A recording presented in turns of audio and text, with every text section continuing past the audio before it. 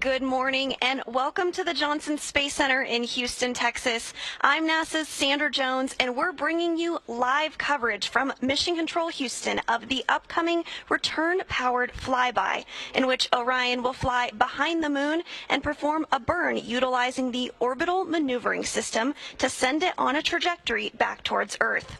This engine has been used numerous times throughout Orion's journey thus far, following Orion's launch atop the Space Launch System on November 26th. All spacecraft systems are performing well, now 20 days into the flight of Artemis 1. Today, we're in the White Flight Control Room, where Flight Director Judd Freeling is leading the team on console for today's flyby and burn. We do expect to lose signal of Orion as it travels behind the backside of the moon, as the moon will be blocking the direct sight to the Deep Space Network. We're tracking that loss of signal to begin at 10:41 a.m. Central this morning and will last 30 minutes. While in the loss of signal, the return-powered flyby burn will take place with the orbital maneuvering system engine at 10:43 a.m. Central. This will be the longest burn of the mission so far. The burn will be 3 minutes and 27 seconds long, about 1 minute longer than the outbound powered flyby, where Orion was placed in a trajectory to head out to deep space.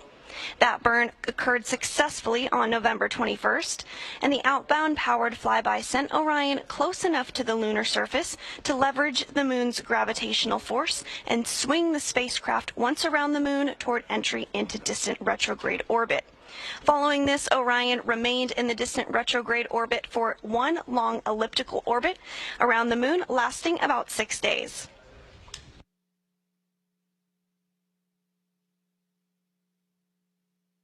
We're now on the return journey of our trip, and this last big push will bring Orion on the trajectory to head towards home. You are looking at a view of the moon, a live view, as well as the Orion spacecraft. Right now, Orion is 5,680 miles away from the moon. Orion is traveling at 3,800 miles per hour, and Orion is over 230,000 miles away from planet Earth. At the closest approach this morning, Orion will be about 80 miles above the lunar surface. That closest approach will occur when we are behind the moon in that period of a loss of signal.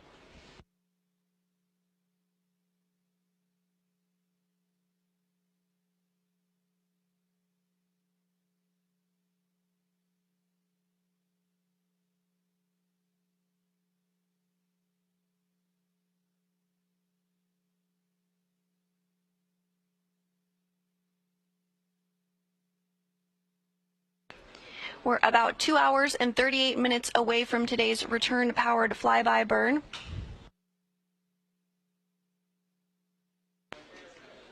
Again, this burn will occur with the orbital maneuvering system engine, or OMS engine. This engine has been used for a variety of burns so far on the mission.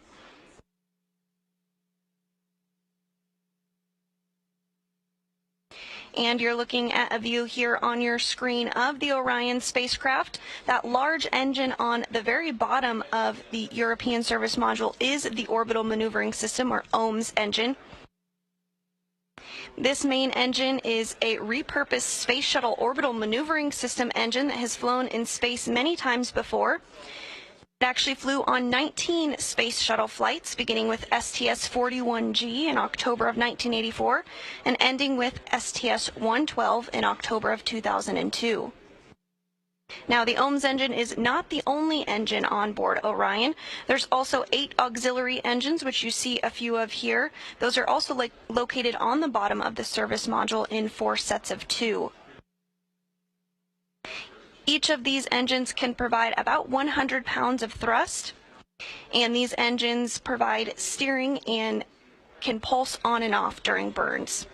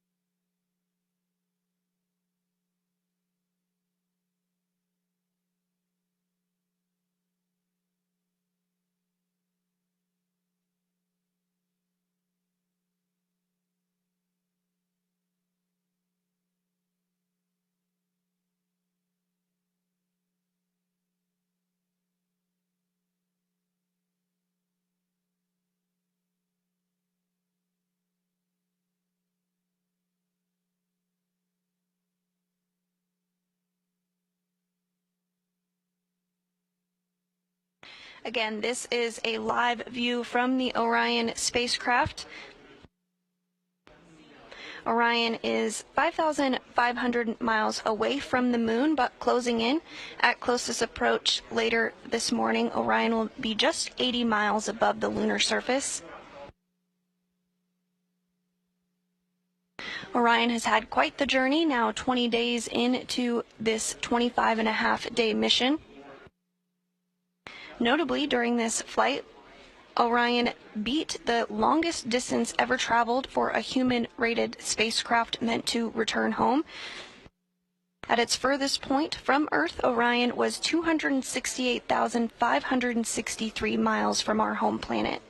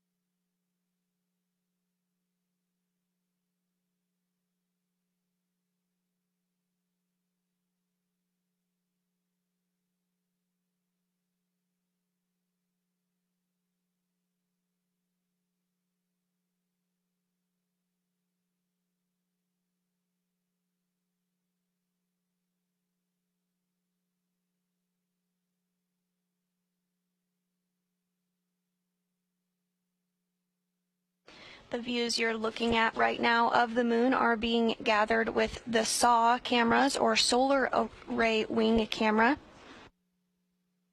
The solar array wings are those X-shaped wings that stick out of the bottom of the Orion vehicle, and they are used to collect solar power and distribute to the vehicle. But on the very edge of these wings, are cameras. As you rotate the solar array wings, you are able to capture different views of not only the vehicle itself, but also of both the moon and, earlier on in the mission, the Earth.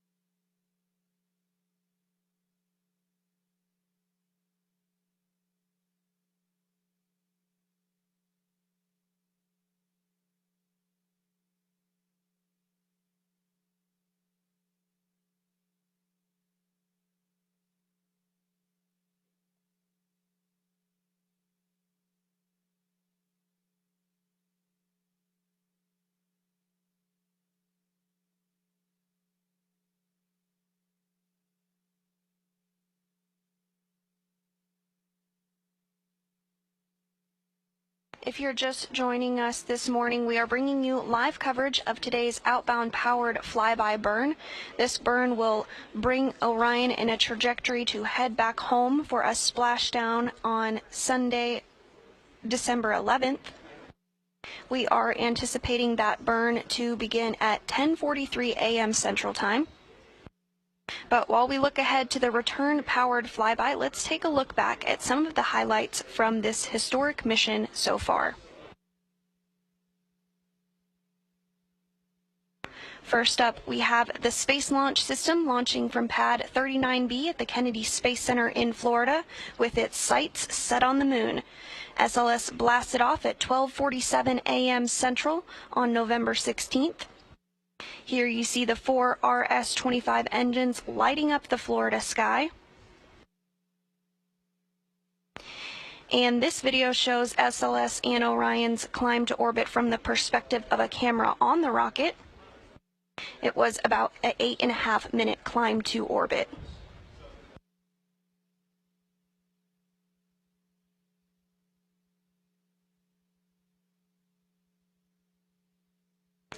And following liftoff and that climb to orbit, the translunar injection burn took place for Artemis 1. The TLI maneuver took place as the upper part of the rocket, officially named the Interim Cryogenic Propulsion Stage, fired one RL-10 engine, producing 24,750 pounds of thrust to accelerate the vehicle to more than 22,600 miles per hour, a velocity fast enough to overcome the pull of Earth's gravity and propel Orion out of low Earth orbit to send the spacecraft to the moon. The TLI maneuver precisely targeted a point above the moon that will guide Orion close enough to be captured by the moon's gravity. And right after that TLI burn, the interim cryogenic propulsion stage separated from Orion, which you did just see a video of that on your screen there. Later that day, we received our very first imagery of Earth, as well as completed the first checkout of the Orbital Maneuvering System engine, or OMS engine, which went smoothly. Orion was officially on the way to the moon, and again, that OMS engine is the same engine that will be utilized today as we bring Orion home. Now, several days later, on November 21st, Orion performed the outbound powered flyby burn with the orbital maneuvering engine as well. This video shows Orion as it approaches the moon for this burn.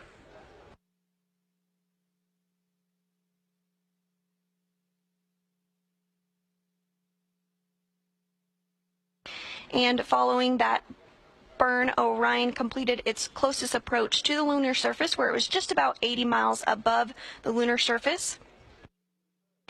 And then Orion completed the distant retrograde orbit, which enabled Orion to head out into deep space.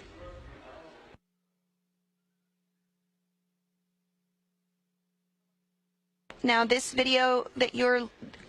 photo that you're looking at on your screen was taken while Orion was in that distant orbit.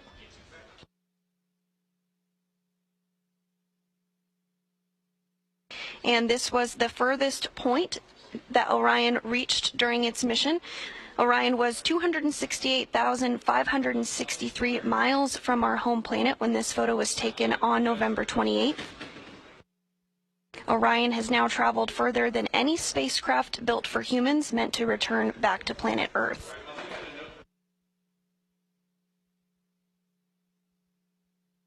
And in this photo, Orion's solar rays split the difference between the Earth and the Moon on flight day 14.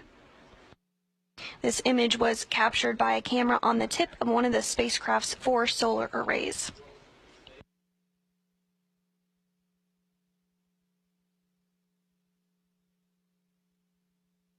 And just last week, the distant retrograde departure burn occurred, which placed Orion in a trajectory to exit distant retrograde orbit and head back toward the moon ahead of RPF today, which we are awaiting and looking forward to. And here's some video just prior to that burn. And you can see Earth there in the almost center of your screen, right behind the solar array.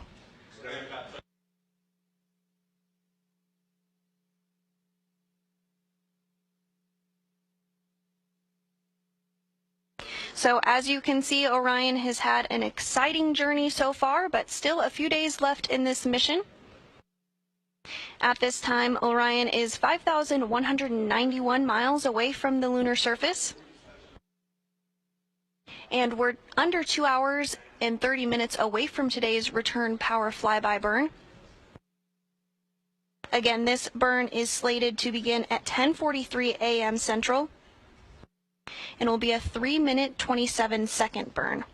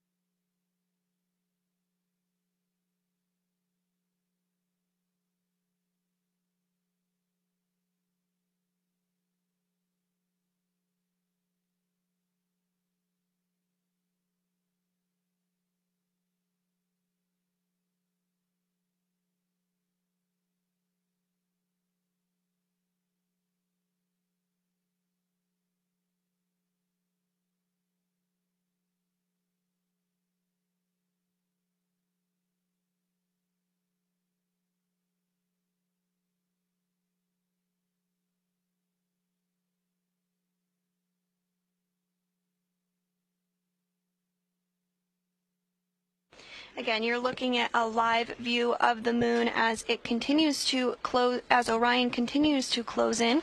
Now, 5,058 miles above the lunar surface. Orion is traveling at a velocity of 3,933 miles per hour and is 234,000 miles from planet Earth.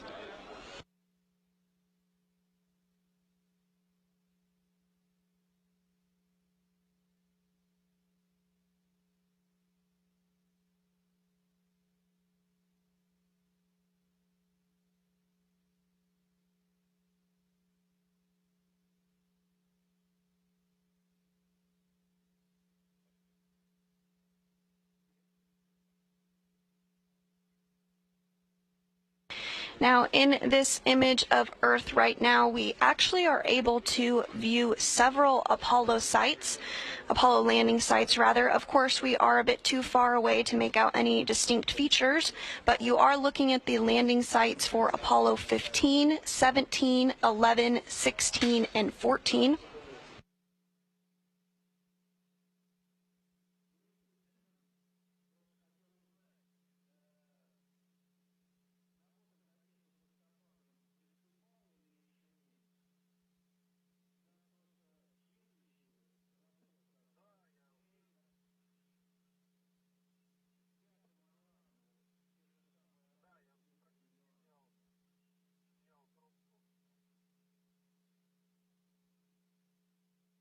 And you are looking at a graphic here that shows a little more clearly those landing sites and Orion's path as it flies around it. Again, Orion is about 5,000 miles away from the lunar surface, so we won't be able to make out any details.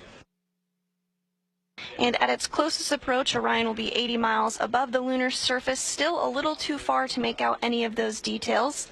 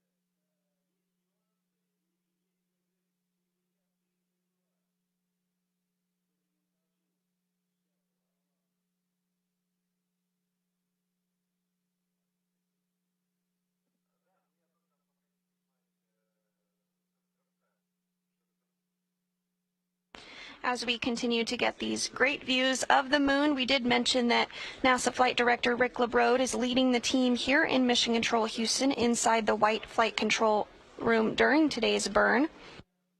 But let's take a quick look at this video, which discusses the various flight directors of Artemis in a little bit more detail. Flight CTO and flight loop. Ready, come for cooling status. Monaco AOS, good for Copy. Flight controllers generally focus on systems, subsystems of the vehicle, and they're more in tune with the detailed workings of their particular system that they're responsible for. Flight directors, on the other hand, are more in tune with what is the integration between all of the subsystems. What are we all marching towards? What's our mission objective? Prop flight has the RCS holding together with the regs. Really, your training starts when you become a flight controller. You know, you learn a lot by osmosis, and you kind of get a sense of a little bit of the job, but once you become a flight director, The amount of learning you do is exponential. You don't become an expert, but you have to understand them at a depth where you could have the good conversation, ask the right questions to the experts who are the flight controllers. You spend a lot of time studying and then training, getting in simulations and running through all the motions and practicing the real-time situation scenarios in the training environment. I am the Ascent and Entry Flight Director for Artemis 1.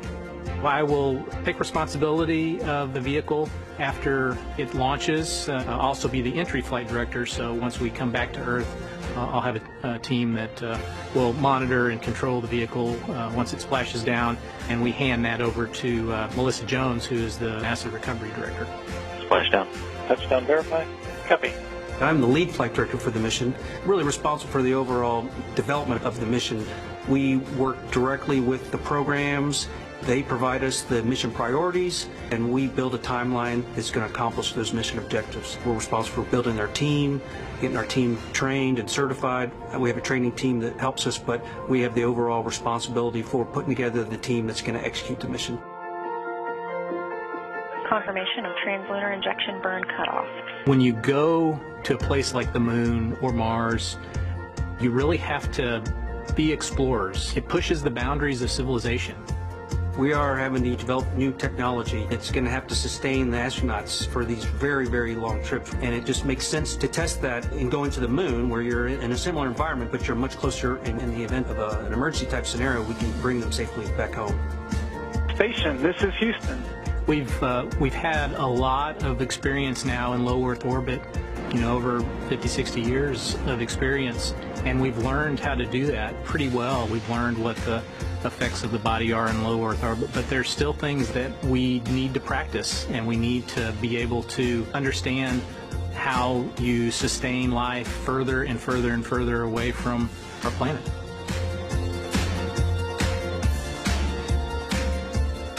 It's just so different from everything you learn when you do low Earth orbit.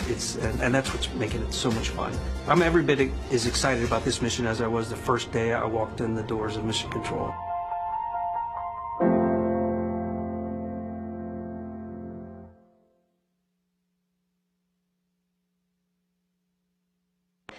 Orion is now less than 5,000 miles away from the Moon, 4,833 miles away to be exact, traveling at a velocity of 3,966 miles per hour.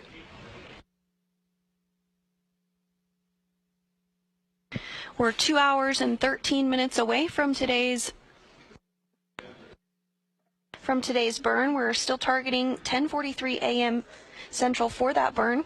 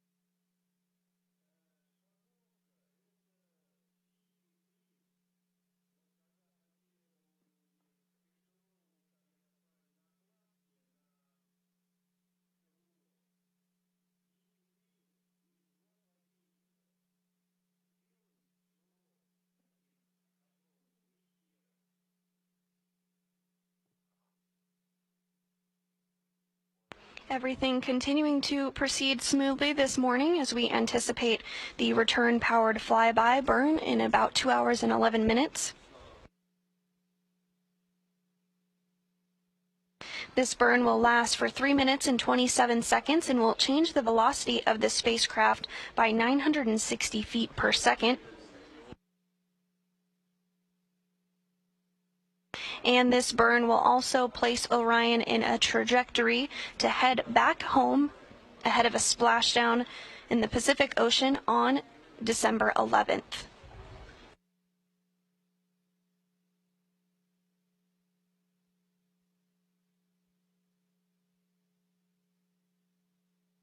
The next major milestone here in Mission Control Houston is when Flight Director Judd Freeling will poll the team of flight controllers for a go, no-go for the burn.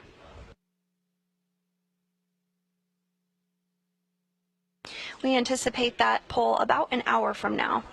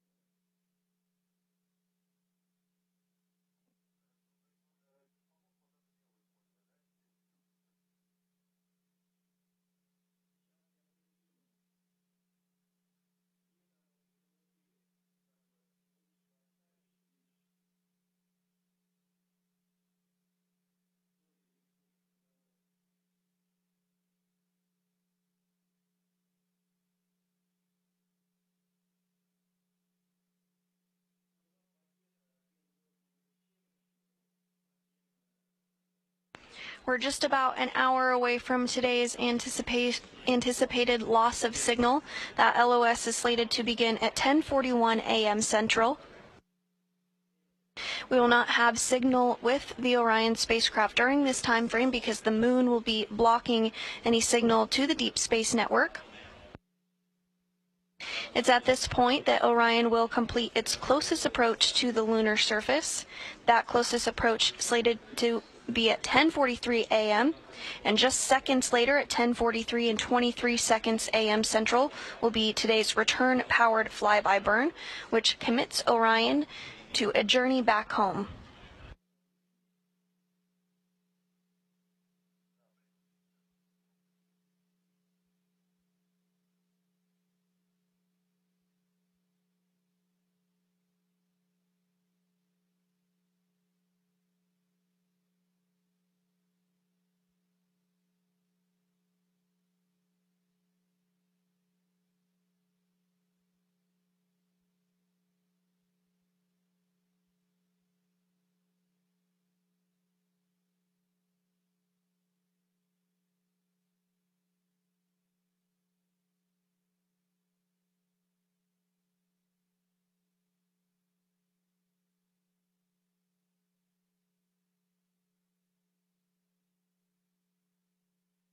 Orion is now 4,571 miles away from the moon, traveling at a velocity of 3,996 miles per hour.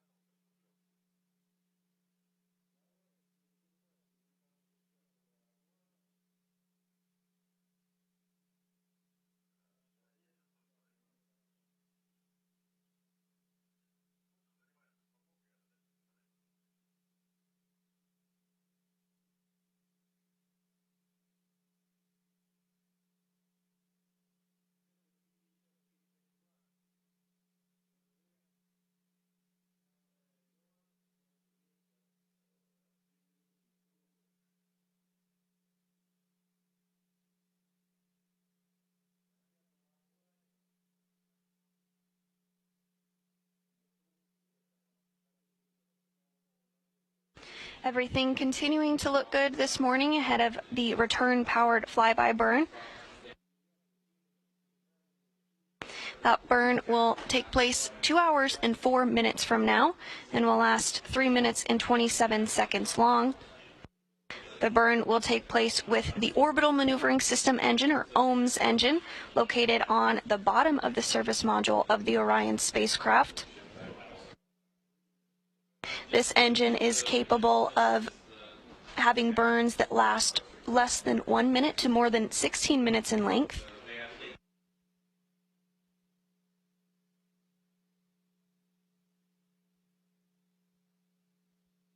The OMS engine is the main engine on the European service module and provides the primary propulsion for Orion's major in-space maneuvers.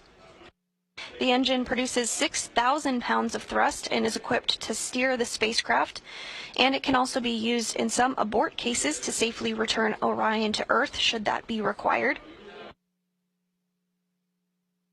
The OMS engine is actually a repurposed Space Shuttle Orbital Maneuvering System engine that has flown in space before on 19 Space Shuttle flights, beginning with STS-41G in October 1984 and ending with STS-112 in October 2002.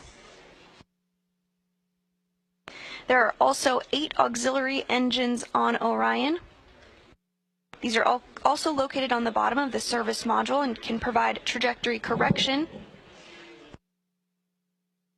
And there are 24 smaller engines grouped into 6 pods, which can provide attitude control as well. So in total, the service module has 33 engines. But today, for the return power flyby burn, we'll only be using one of those, again, the Orbital Maneuvering System, or OMS engine.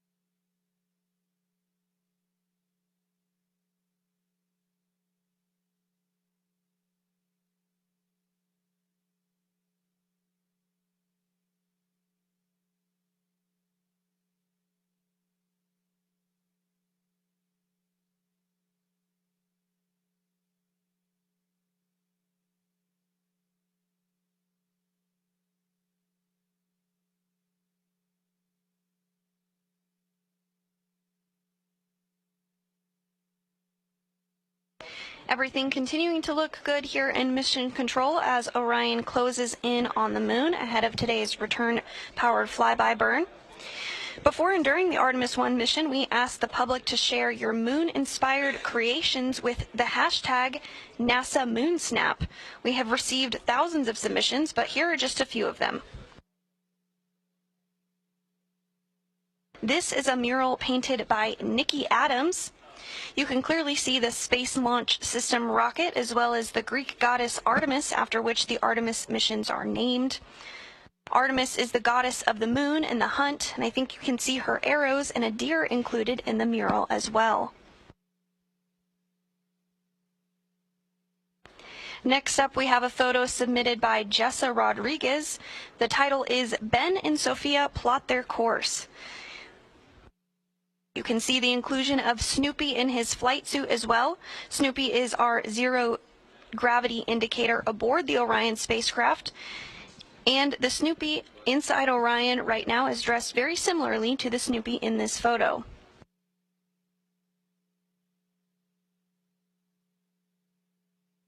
What we see here is a 3D printed art piece from Terramoto.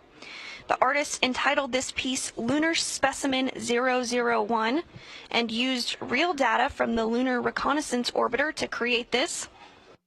LRO data is also being used to determine where astronauts will land on the moon during the Artemis 3 mission. And the last image we have to show you today is from STEM educator Susie Bennett. She taught her 130 students about the Artemis 1 mission and even got them to fill out boarding passes. There are currently 3.4 million names of the public flying aboard the Orion spacecraft safely stowed on a flash drive.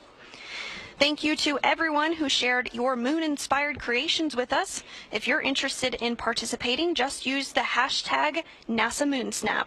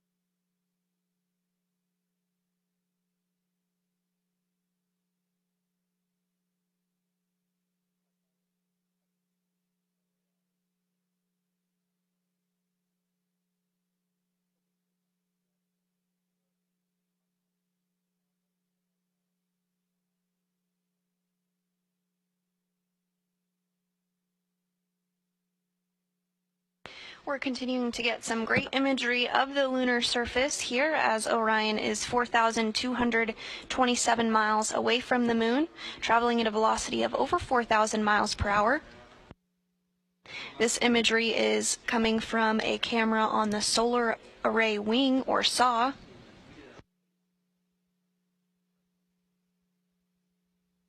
We expect to continue to get imagery up until the point that Orion does go behind the moon and is in that loss of signal period that we've discussed.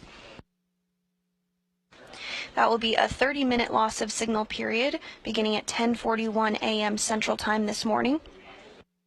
And just 2 minutes after the LOS begins, or that loss of signal period, we will have the return-powered flyby burn occur at 10:43 a.m. Central, lasting 3 minutes and 27 seconds, utilizing the Orbital Maneuvering System engine.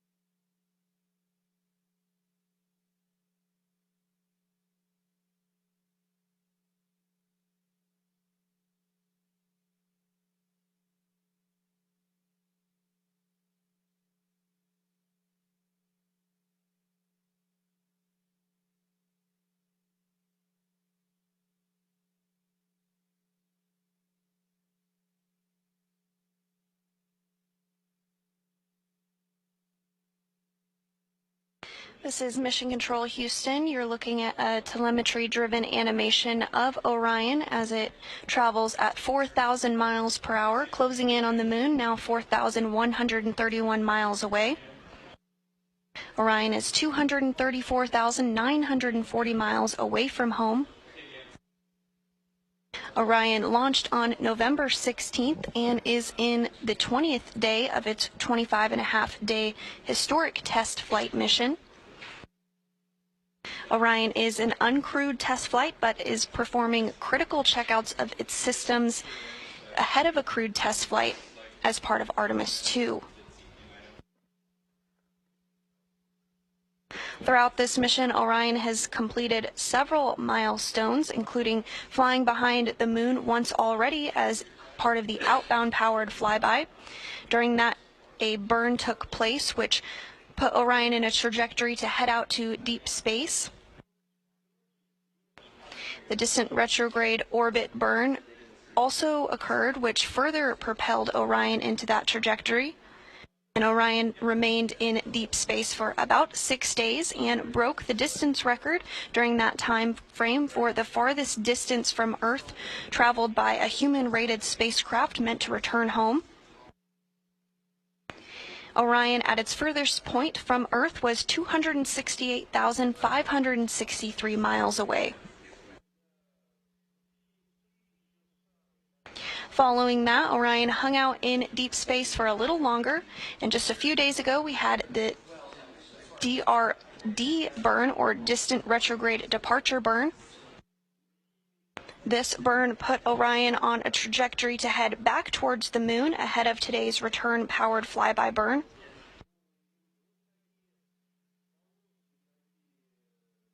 Today's burn is critical to ensure that Orion is on the proper trajectory to return back to Earth safely.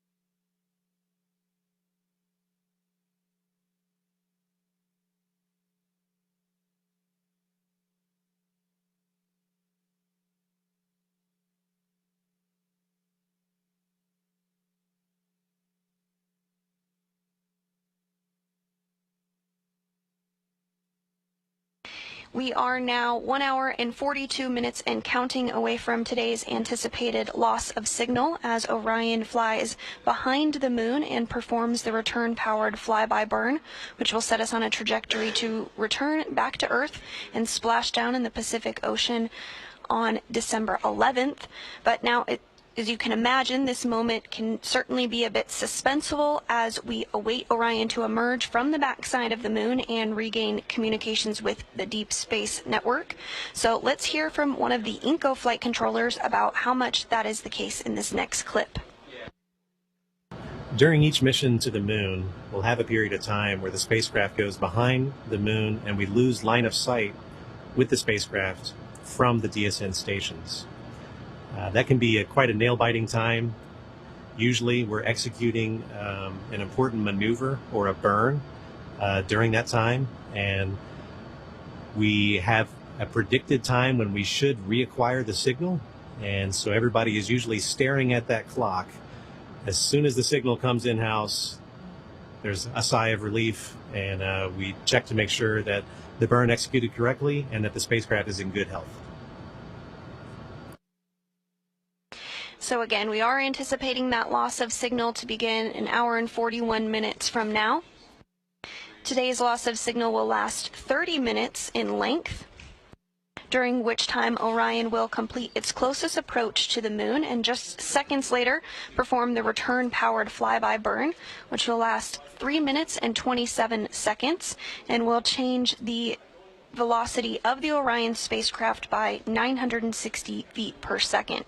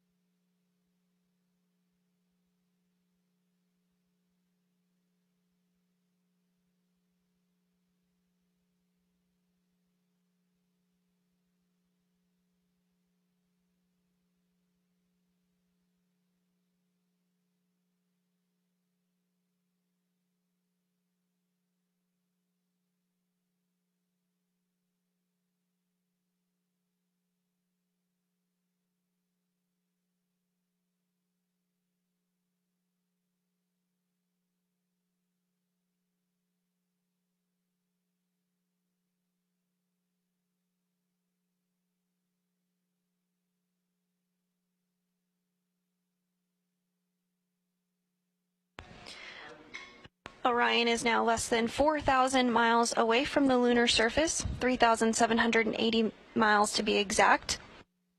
And Orion is traveling at 4,115 miles per hour. Everything's still continuing to look good here in Mission Control Houston as we anticipate the return power flyby burn occurring at 10:43 a.m. Central, an hour and 41 minutes from now.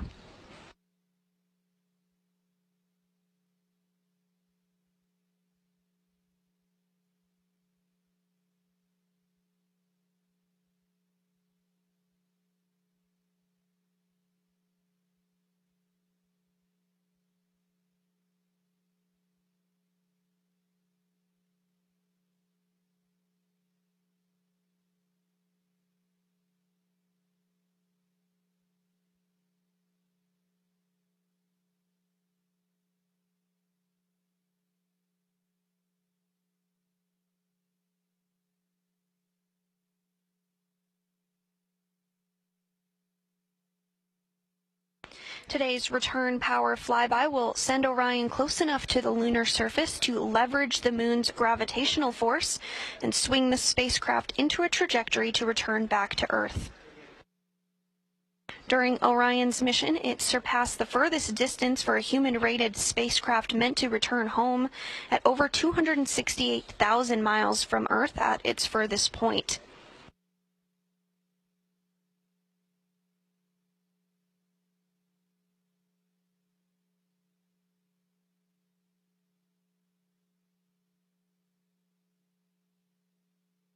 Prior to the distant retrograde departure burn, Orion was in deep space in a distant retrograde orbit. This orbit is called distant due to its high altitude from the moon. It's about 40,000 miles past the moon in its orbit. This orbit is 30,000 miles further than the previous record set during Apollo 13, and again is the furthest in space any spacecraft built for humans has ever flown. The orbit is also called retrograde because Orion traveled around the moon opposite the direction the moon travels around Earth. Distant retrograde orbit provides a highly stable orbit where little fuel is required to stay for an extended trip in deep space in order to put Orion's systems to the test in an environment far from Earth. The orbit that Orion completed in this mission is different from the orbit done during the Apollo program, in which the spacecraft orbited much closer to the lunar surface in a more circular fashion. It's important for us to learn about how a spacecraft functions in a deep space environment because as part of the Artemis program, the Gateway program is building a small human-tended space station orbiting the moon that will provide extensive capabilities to support NASA's Artemis campaign.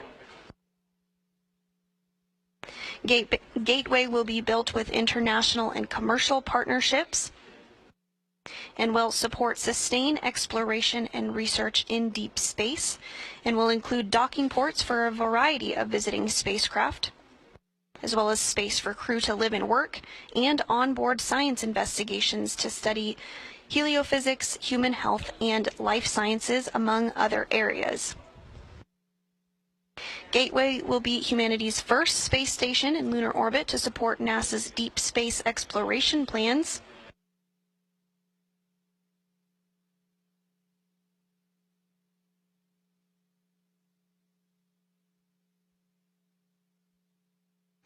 But before we get to that point, we are testing out the Orion spacecraft as part of the Artemis 1 mission. Again, we're 20 days into a 25-and-a-half-day mission.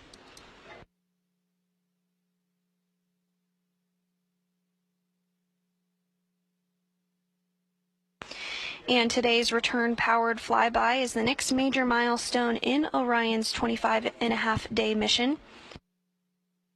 This burn will slingshot Orion around the moon and place it on a trajectory to splash down in the Pacific Ocean on December 11th.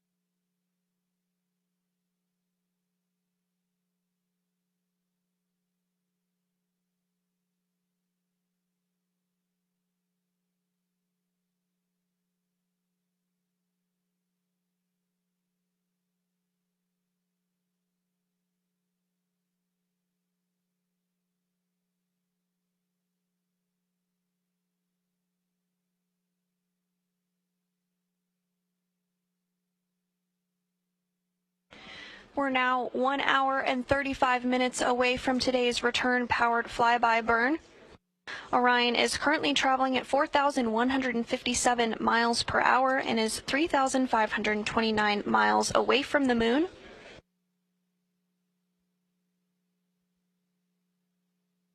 Just prior to today's return power flyby burn, Orion will complete its closest approach to the moon. At closest approach, Orion will be 79 miles above the lunar surface. This closest approach, as well as the burn, will occur in our anticipated loss of signal period. That loss of signal slated to begin an hour and 32 minutes from now and will last 30 minutes long. The reason we will not have signal with the Orion spacecraft is because the moon is blocking the connection to the Deep Space Network during that time period. Again, today's LOS will be a 30-minute long loss of signal, but we are anticipating to regain communications with the Orion spacecraft once it comes around to the other side of the moon and is able to regain communications with the Deep Space Network. At that point, flight controllers here in Mission Control Houston will be able to analyze today's 3-minute and 27-second return power flyby and make sure everything performed as expected.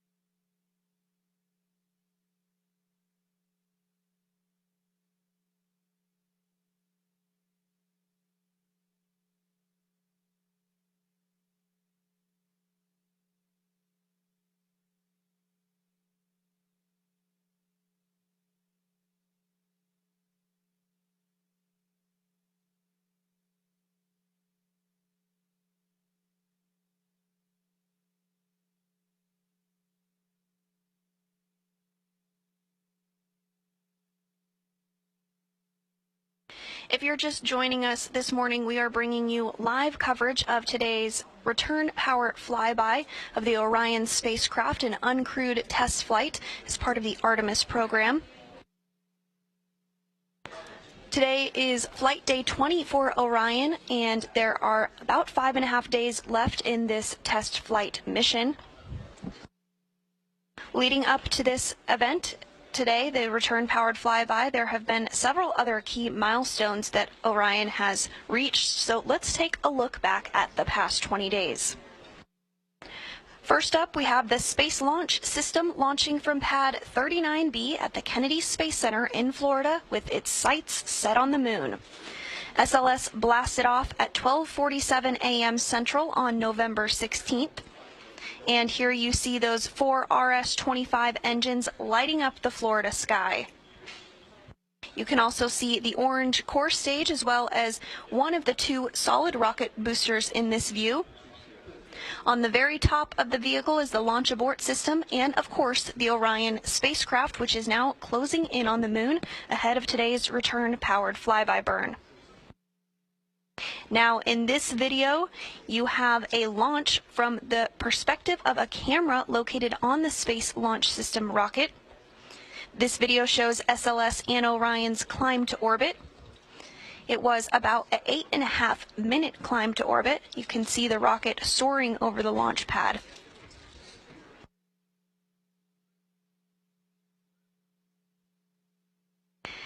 Following liftoff and the climb to orbit, the translunar injection burn took place.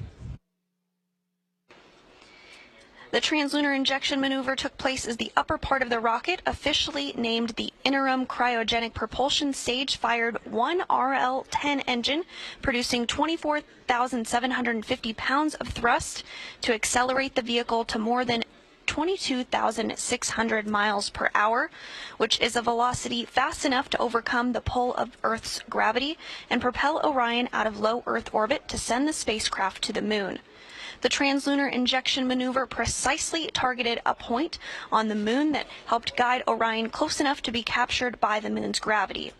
And right after the TLI burn, the interim cryogenic propulsion stage separated from the Orion spacecraft, which you did see in this video here. You see it floating away in the distance. Later that day, we received our first imagery of Earth, as well as completed the first checkout of the Orbital Maneuvering System, or OMS engine, which all went smoothly. Orion was officially on the way to the Moon. And then several days later, on November 21st, Orion performed the outbound powered flyby, also with the Orbital Maneuvering Engine, rather. The outbound powered flyby is the sister to the return powered flyby, which will occur today. The outbound powered flyby, as the name suggests, takes place on the outbound portion of the trip, whereas the return powered flyby takes place on the return journey, as Orion is anticipating its return home. In this video here, you can see the Orion spacecraft, as well as the Earth in the distance and the Moon off to the left. This was just before Orion flew behind the Moon as part of that outbound powered flyby.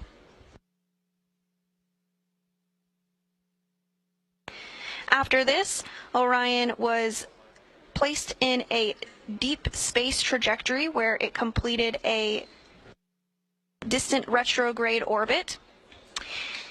During that time frame, Orion traveled the furthest distance than any human-rated spacecraft meant to return back to Earth had ever traveled. And in this photo here, you see Orion take a photo of planet Earth from over 268,000 miles away.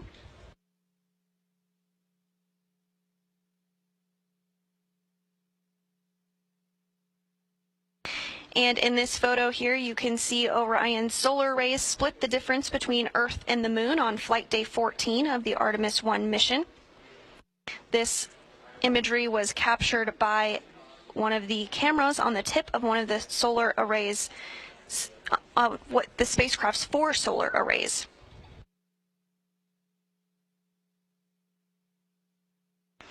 And just last week, on December 1st, the distant retrograde departure burn occurred, which placed Orion in a trajectory to exit the distant retrograde orbit and head back toward the Moon ahead of the return-powered flyby, which we're looking forward today. In this view here, you can see the solar array flexing, as well as an Earth in the distance there, almost in the center of your screen.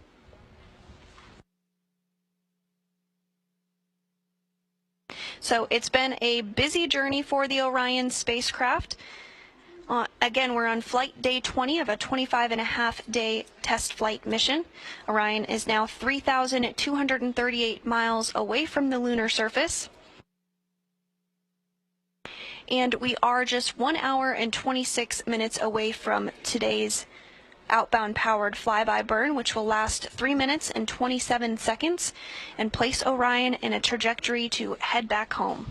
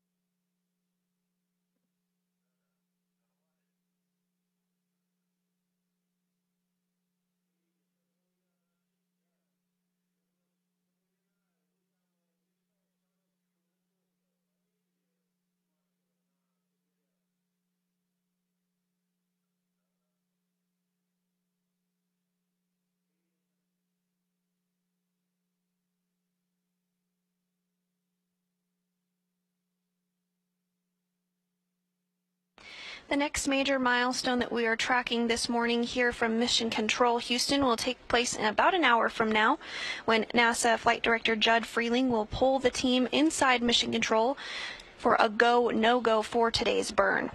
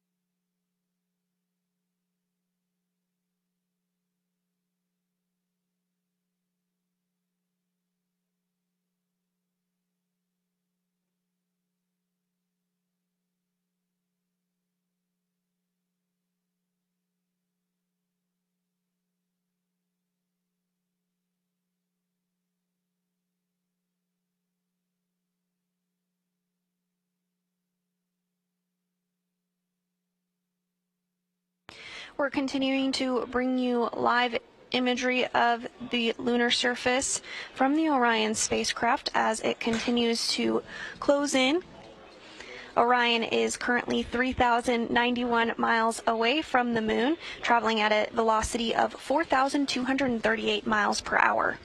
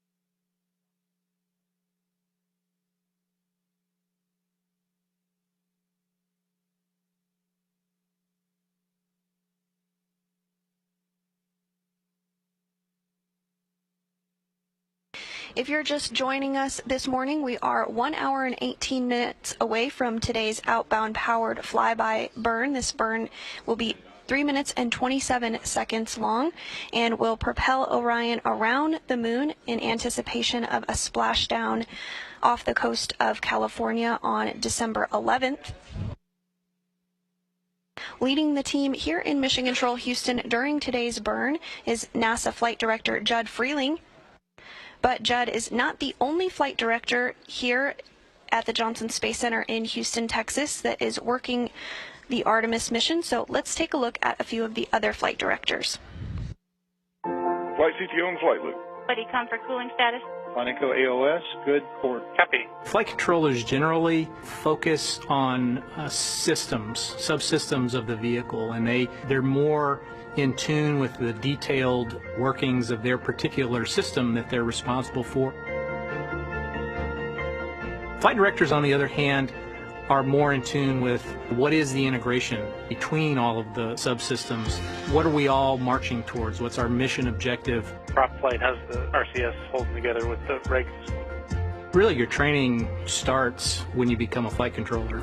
You know, you learn a lot by osmosis, and you kind of get a sense of a little bit of the job, but once you become a flight director, the amount of learning you do is exponential.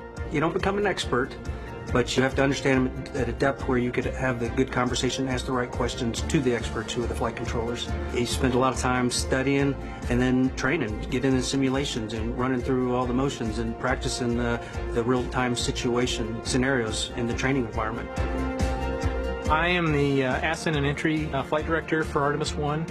I will take responsibility of the vehicle after it launches. I'll also be the entry flight director, so once we come back to Earth, I'll have a team that will monitor and control the vehicle once it splashes down, and we hand that over to Melissa Jones, who is the NASA recovery director.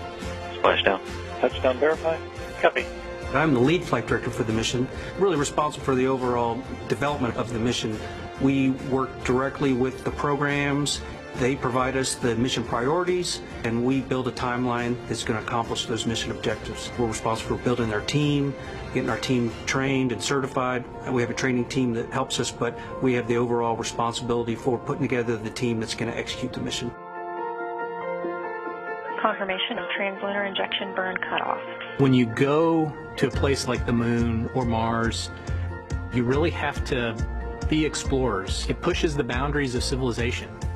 We are having to develop new technology that's going to have to sustain the astronauts for these very, very long trips. And it just makes sense to test that and go into the moon where you're in a similar environment, but you're much closer. And in the event of an emergency type scenario, we can bring them safely back home.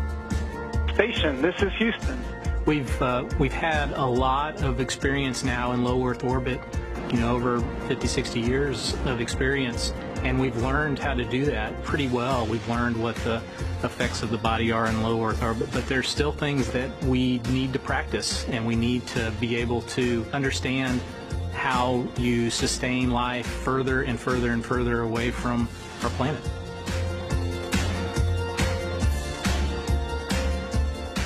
It's just so different from everything you learn when you do low Earth orbit.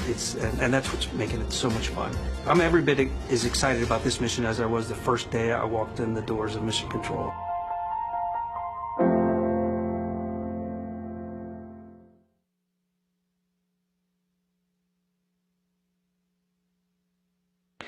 Orion continuing to close in on the moon, now 2,774 miles away, traveling at a velocity of 4,300 miles per hour.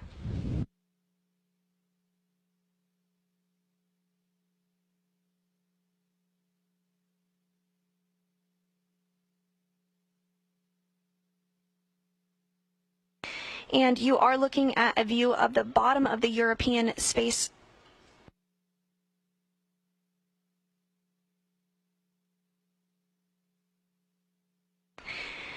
You are looking at a view of the European service module, the very bottom of it there. And you are seeing the large engine there in the center of the European service module. That's the Orbital Maneuvering System engine, or OMS engine. That's the engine that will be utilized during today's return power flyby burn. This is the main engine on the European Service Module and is a repurposed Space Shuttle Orbital Maneuvering System engine that has flown in space 19 times before, all on Space Shuttle flights, beginning with STS-41G in October 1984 and ending with STS-112 in October 2002. We are now 1 hour and 13 minutes away from today's return-powered flyby burn. That burn will last 3 minutes and 27 seconds, and will change the velocity of the Orion spacecraft by 960 feet per second.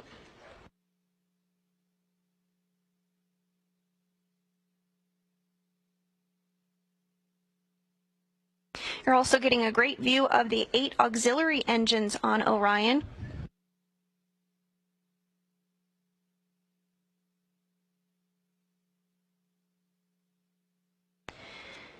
And again, Orion continues to close in on the moon, now only 2,680 miles away from the lunar surface. Following today's closest approach to the moon, Orion will be only 79.2 miles above the lunar surface.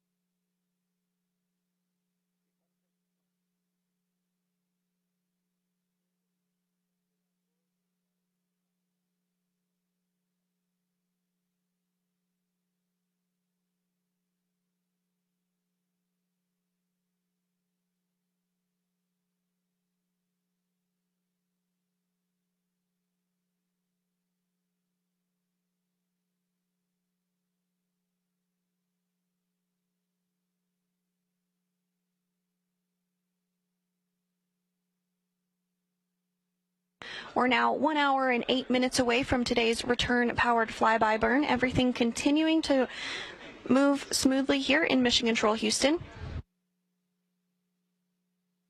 As a reminder, we will lose signal when Orion crosses behind the moon. That's because the moon will be blocking the signal to the Deep Space Network.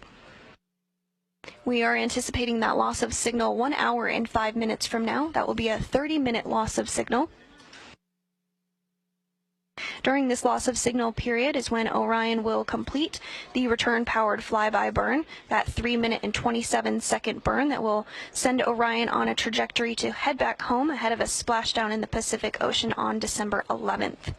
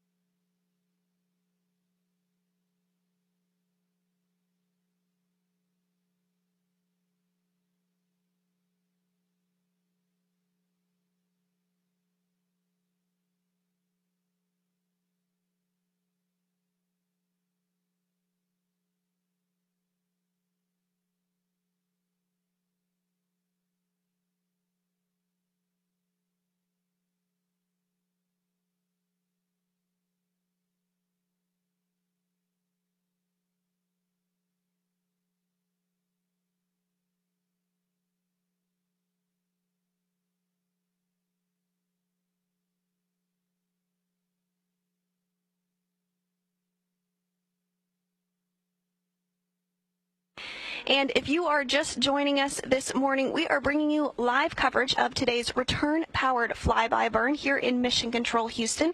That burn is 1 hour and 6 minutes away from now and will be a 3-minute, 27-second burn that will slingshot Orion around the moon in a trajectory to head back to Earth on a splashdown on December 11th. But we have been getting some beautiful views of the moon, and I have a very special guest with me this morning. This is Juliana Gross. She's the Deputy Apollo Curator, and she's going to point out some of these amazing features that we have been seeing on the lunar surface in some of the shots that we have been getting. So thank you so much for joining. I really appreciate you taking the time. You're very welcome. I'm very excited to be here. Yes, absolutely.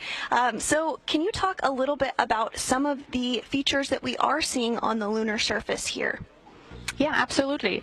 So if you look on the moon right now to the left middle area of the moon there, the bright spot that you see there, that's Copernicus crater. The dark region that is sort of like right in front in the middle center of the moon right now, that's the Imbrium basin. And so these are impact features that we have on the moon.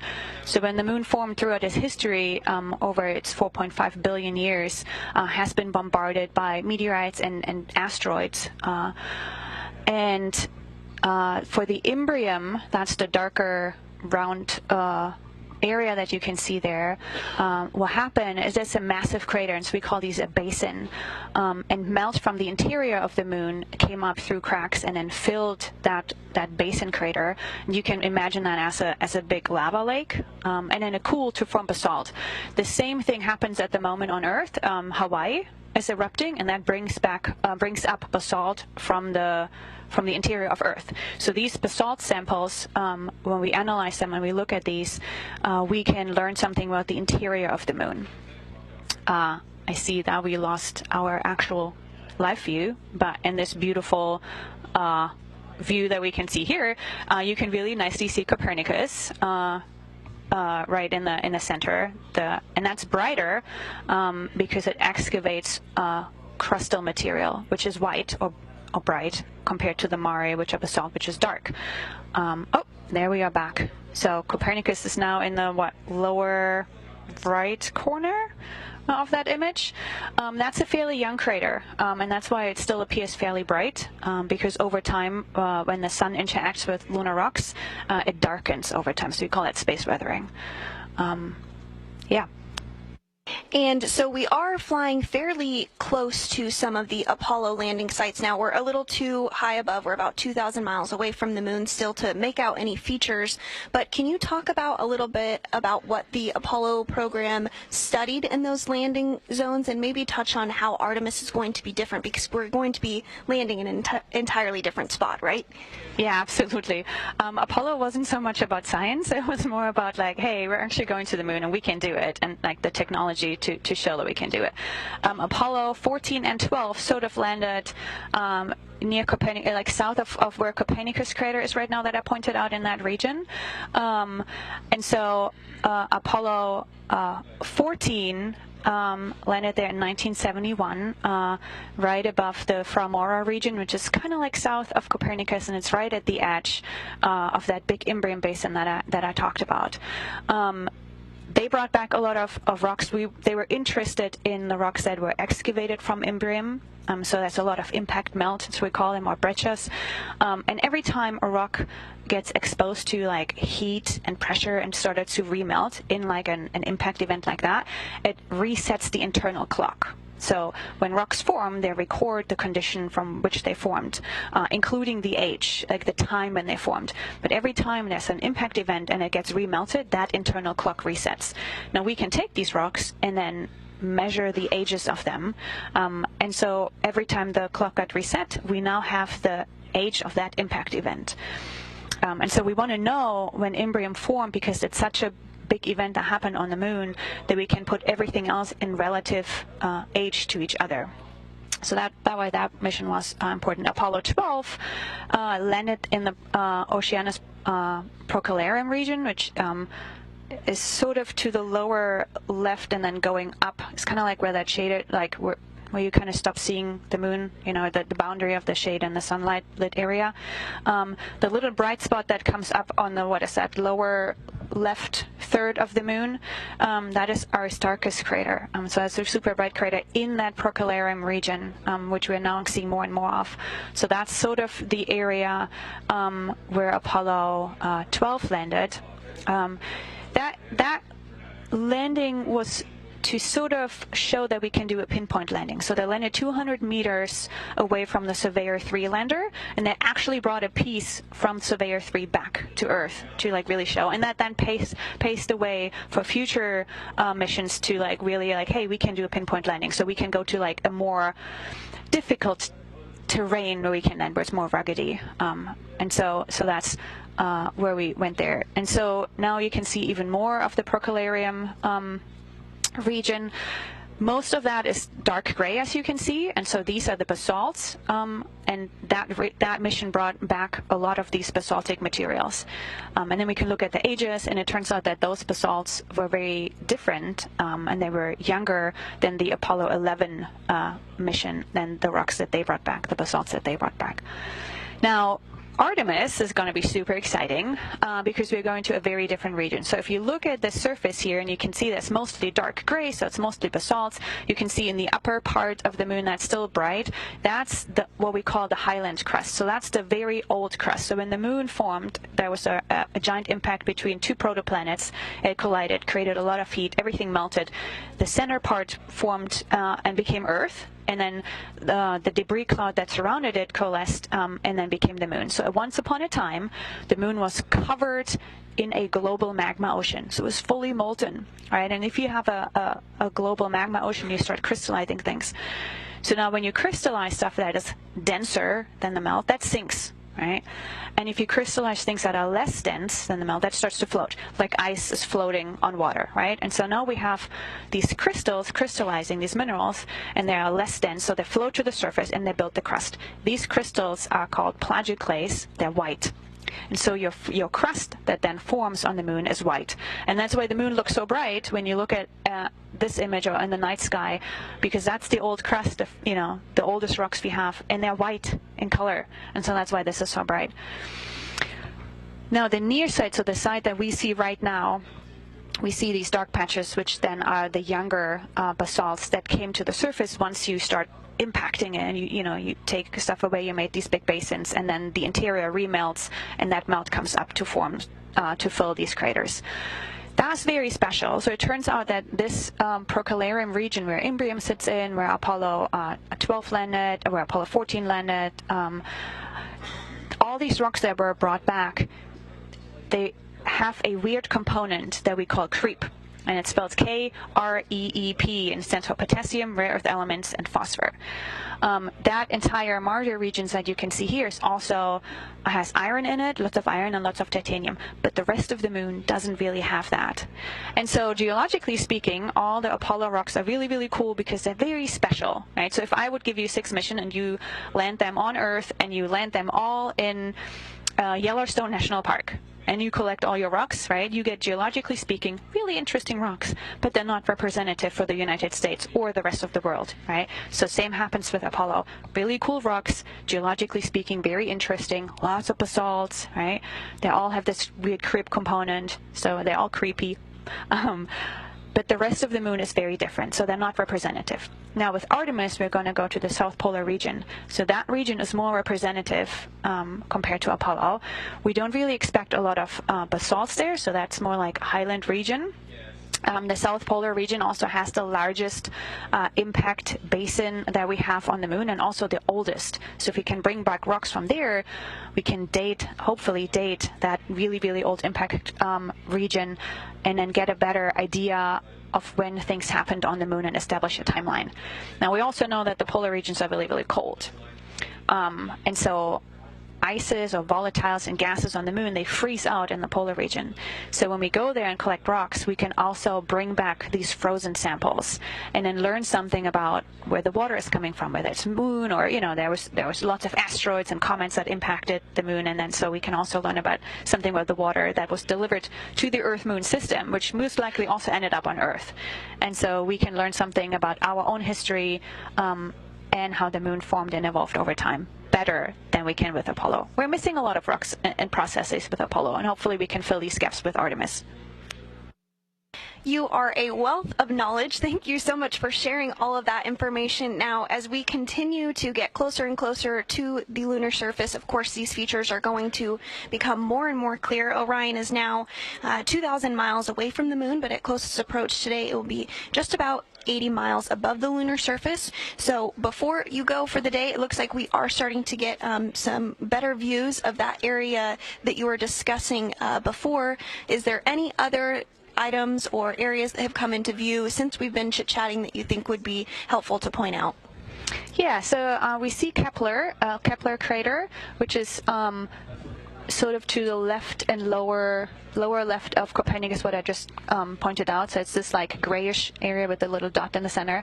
And then if you go from there further to the left, right at where the moon's shades are, so that's a little lower left, that really bright area, that's Aristarchus crater. And that's a really young crater, and it's really bright because it brought up material from that crust that I saw, and that's this white rock. It turns out we have orbital reflectance data. So when we look at the light, the sunlight that gets reflected off the surface, we can make assumptions about the chemistry in that region. And it turns out that that region is, geologically speaking, really, really complicated. So it brought back up old crustal material, but we also see some basaltic material. And in the central peak, we see material that is silicic, so it's really, really high in silica, and that usually means there's some kind of evolved rock. And when we say evolved, on Earth, that usually means like granites and stuff like that. We don't really mean it that way here, but it has more silica content in it.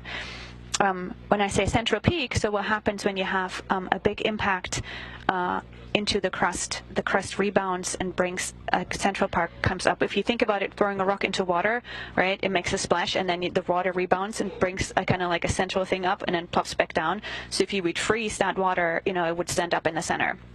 So that happens on the moon or on Earth as well, where like the crust rebounds.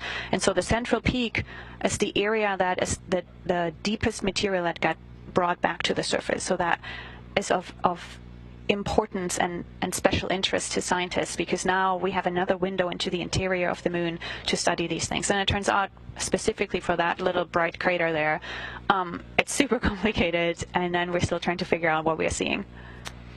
So it sounds like there's definitely much to be learned from the moon, especially through the Artemis program, and I'm sure you're looking forward to getting some of those samples back to be able to study in depth. Oh, absolutely. Well, thank you so much, Juliana, for taking time out of your day to chat with us. I really appreciate it. I hope you have a good rest of your day. Thank you so much, and thank you for having me. This is fantastic.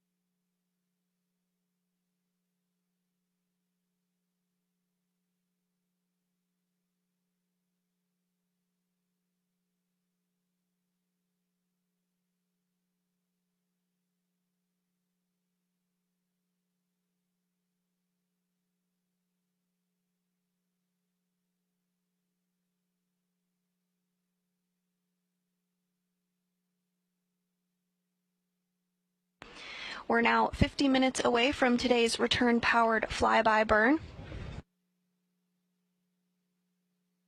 This burn will slingshot Orion around the lunar surface and put it in a trajectory ahead of a splashdown on December 11th back on Earth.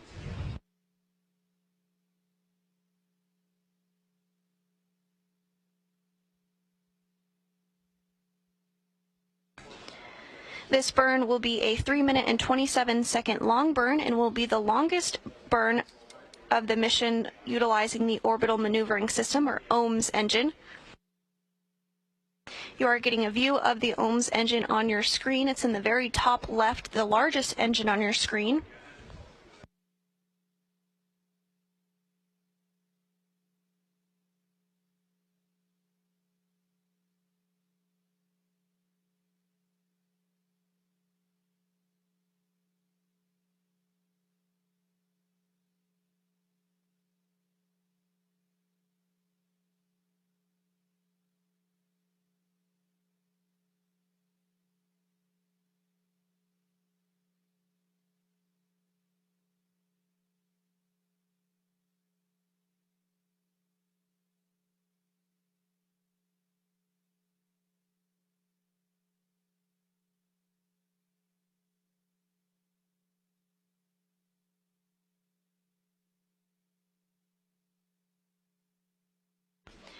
The next major milestone that we're tracking here in Mission Control Houston is the Go, No-Go poll. During this poll, NASA Flight Director Judd Freeling will go around the room and poll each of the flight console positions to ensure that all is looking good ahead of today's burn.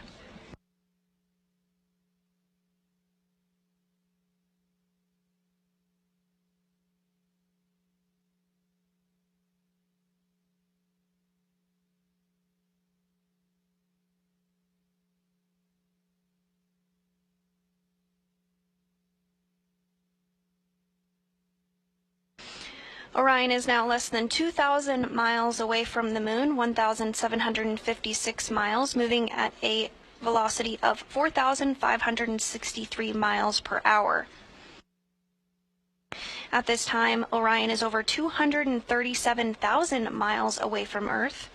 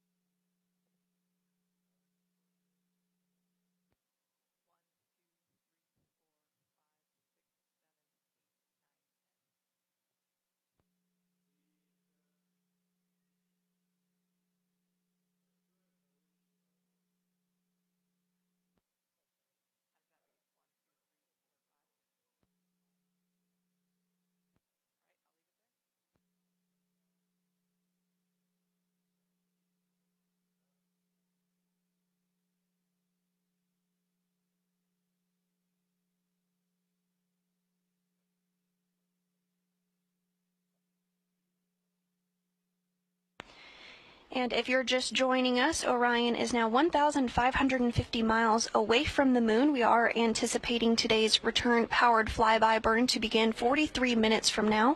This burn will last 3 minutes and 27 seconds. During the time period that the burn takes place, Orion will be in a loss of signal period because it will be directly behind the moon, and the moon will be blocking the signal with the deep space network.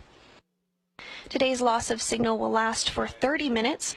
After we come back around to the other side of the moon, we anticipate regaining communications with the Orion spacecraft, and that's when the team here in Mission Control will be able to analyze the return-powered flyby burn and make sure everything went as expected. This burn is critical as we look ahead to a return and splashdown of the Orion spacecraft on December 11th. Today's burn will put us in a trajectory to enable that splashdown.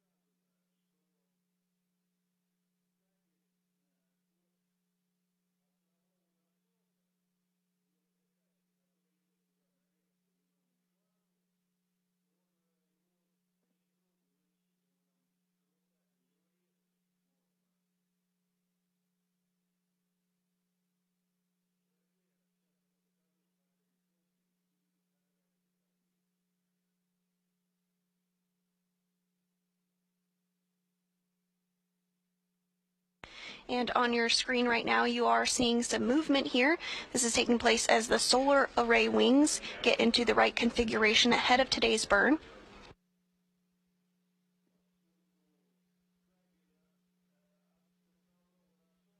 A great view of the Orbital Maneuvering System engine, or OMS engine, coming into view on the European Service Module. That's that large engine on the very bottom of the European Service Module, and is the engine that will be used during today's 3-minute and 27-second burn. Again, this will be the longest burn done by the OMS engine so far, but the OMS engine can actually fire for up to 16 minutes if necessary.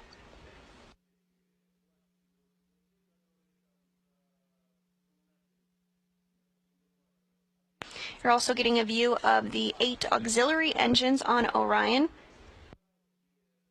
These engines can fire for less than 1 minute, up to 45 minutes in length. And these engines are used more for trajectory corrections. Each engine provides about 100 pounds of thrust and can provide steering during burns by pulsing on and off.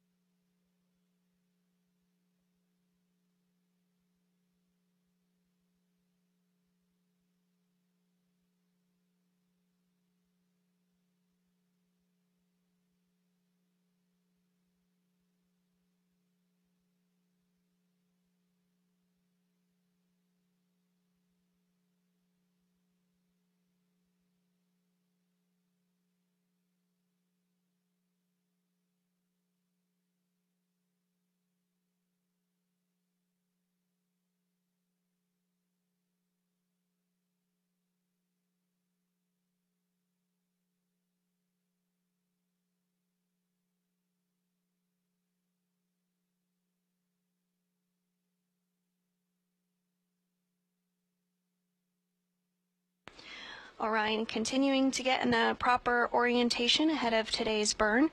We are tracking that burn 38 minutes from now.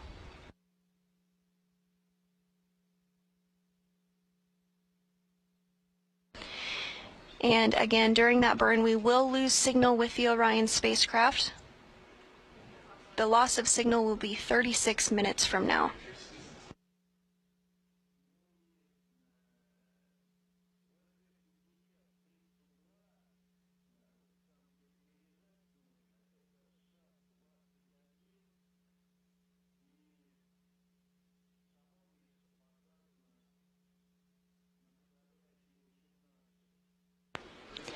You're looking at a view from our data-driven animation of the Orion spacecraft. As you can see, we're now 1,317 miles away from the moon. Orion moving at over 4,700 miles per hour. At this time, Orion is over 238,000 miles away from Earth.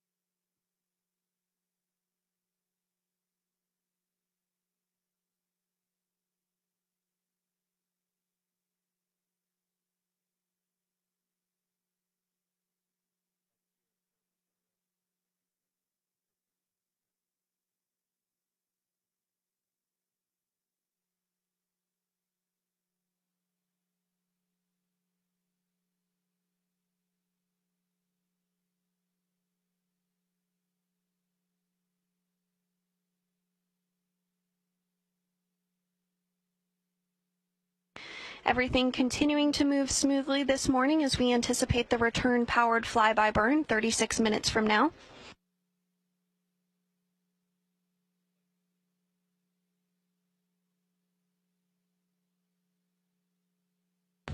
We are hearing that the Orion spacecraft is now in the proper attitude ahead of today's burn.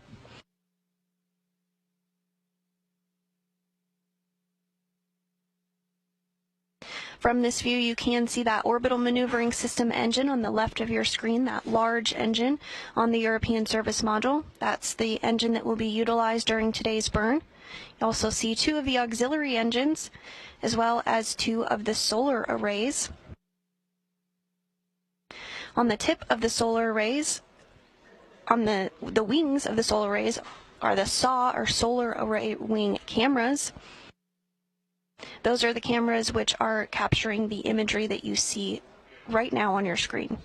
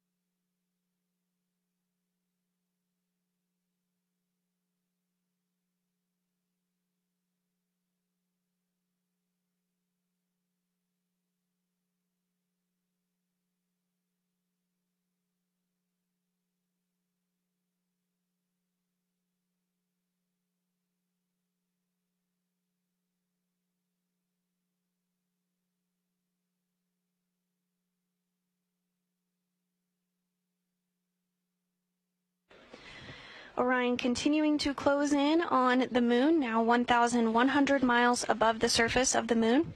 During today's closest approach, Orion will be just 80 miles above the surface of the moon.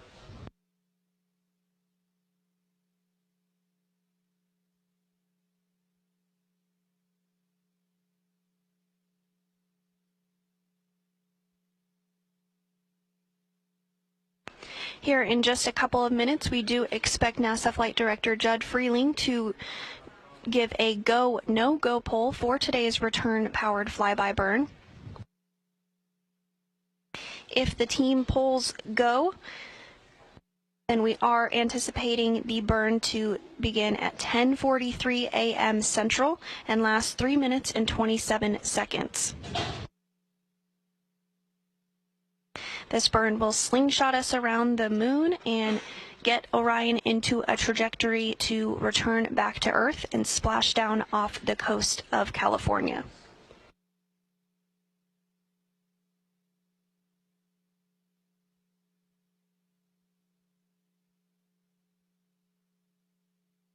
While Orion is behind the moon today, we will not have communication with the vehicle because the moon will be blocking the connection to the Deep Space Network. However, once Orion swings back around on the other side of the moon and regains communications with the Deep Space Network, we do anticipate to be able to communicate with the vehicle. Today's loss of signal is slated to last 30 minutes.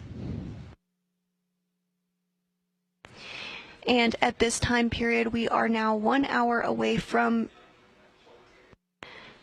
we are now 29 minutes away from the loss of signal and about an hour away from the acquisition of signal.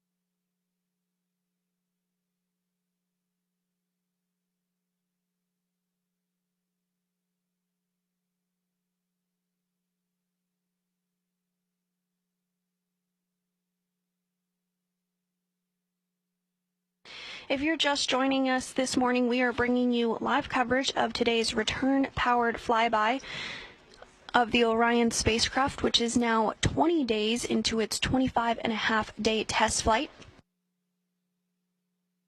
While this Orion spacecraft is uncrewed as part of Artemis 2, we will have crew on board Artemis 2. Today's return-powered flyby will begin at 10:43 a.m. Central and will last 3 minutes and 27 seconds. This burn will slingshot Orion around the backside of the moon and put it in a trajectory ahead of a splashdown off the coast of California just a few days from now on December 11th.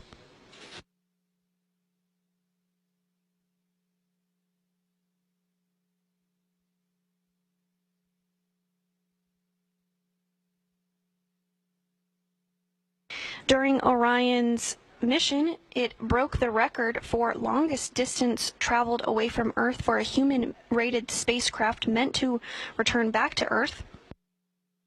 On November 28th, Orion broke that record, having traveled 268,563 miles away from our home planet.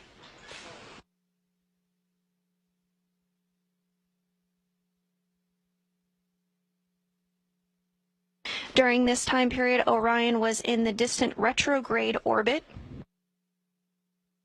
Orion remained in this distant retrograde orbit for about 6 days, in which we tested out the systems of the spacecraft in the deep space environment.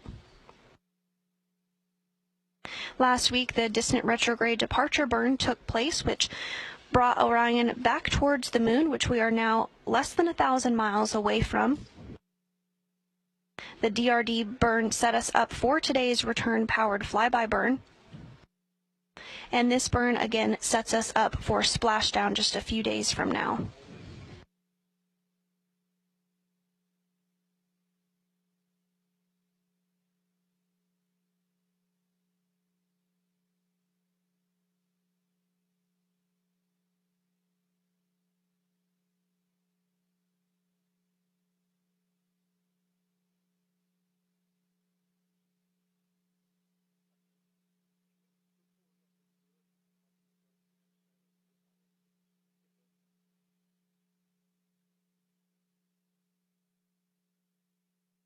And here is the view of the moon, as mentioned, less than 1,000 miles away.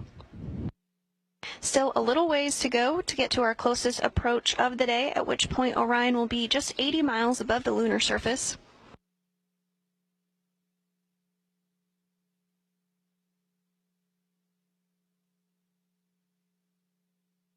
But we are getting closer to today's anticipated burn, now 27 minutes away from that burn, and just 24 minutes away from the anticipated loss of signal.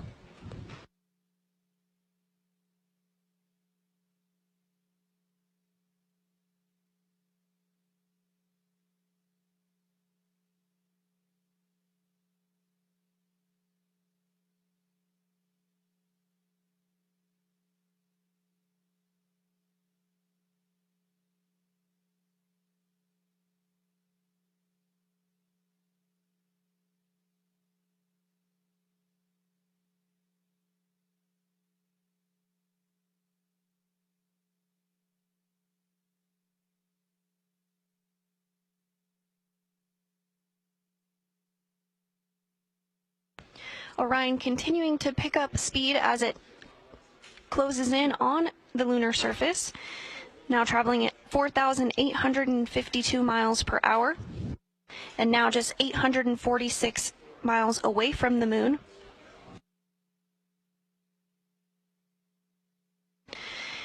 We're continuing to get a shot of the Orion spacecraft, namely the European Service Module and the Orbital Maneuvering System, or OMS engine, on the left hand of your screen there, the largest engine shown. That's actually the largest engine on the Orion spacecraft.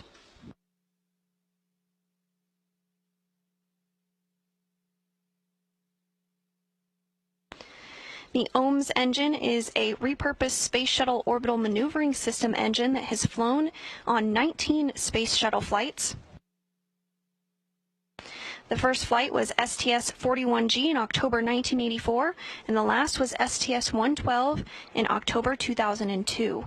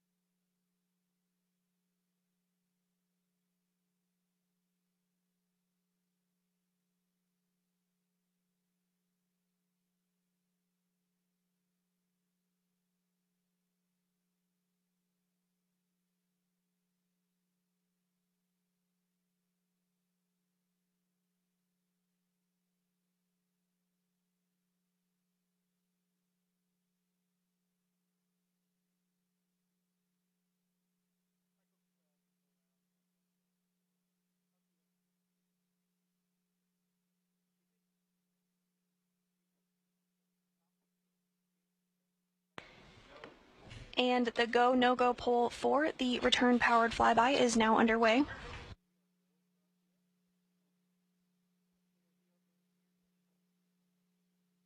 And the team here in Mission Control Houston did poll go for today's return-powered flyby burn.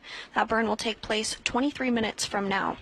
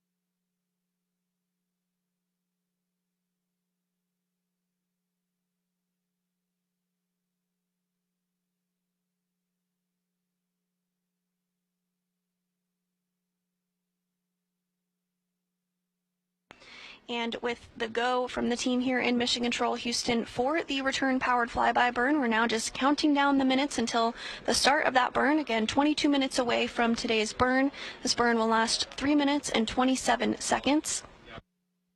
But just prior to the burn, we will lose signal with the Orion spacecraft. That loss of signal is anticipated in 19 minutes from now. The reason we do lose communication with the spacecraft is because it will be flying directly behind the moon, and the moon is blocking the signal to the Deep Space Network. However, once the spacecraft travels back to the other side of the moon, we do expect to regain communications with the vehicle at that time.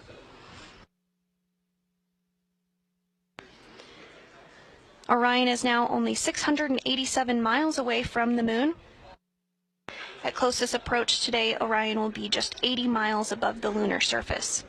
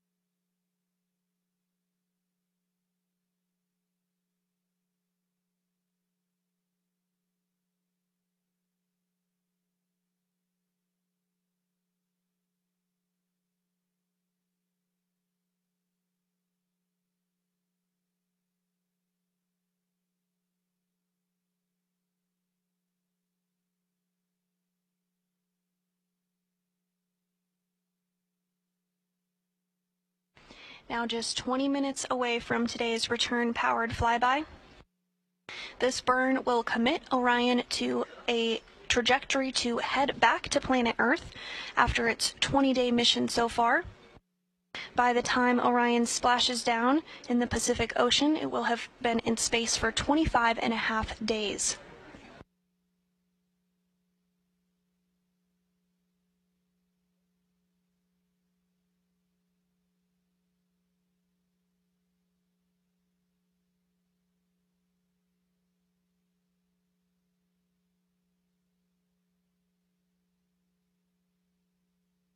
During its journey, Orion has broken the record for longest distance traveled by a human-rated spacecraft meant to return back to Earth.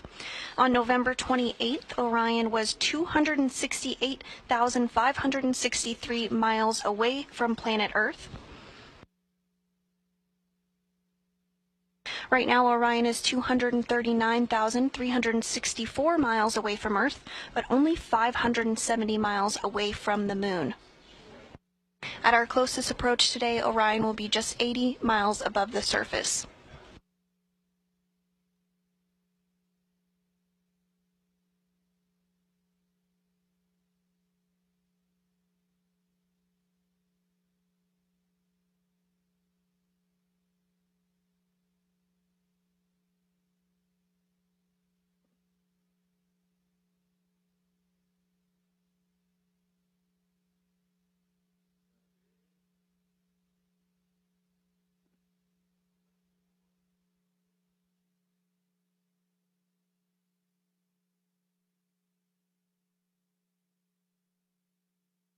Our next set of events will take place in rapid succession. First, we will lose signal with the Orion spacecraft as it travels behind the moon.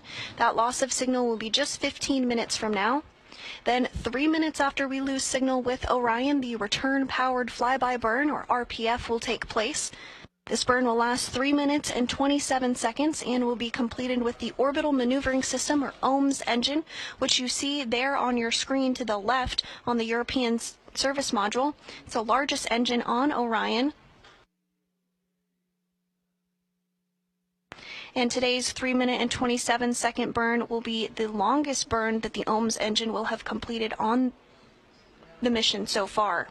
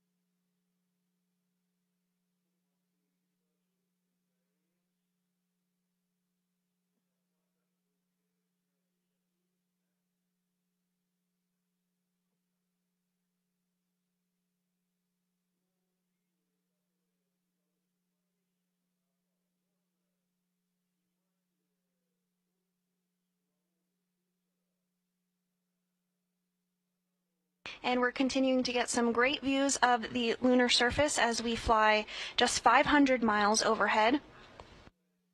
This view coming from one of the solar array wings or SAW cameras as it gets into the proper position for today's burn.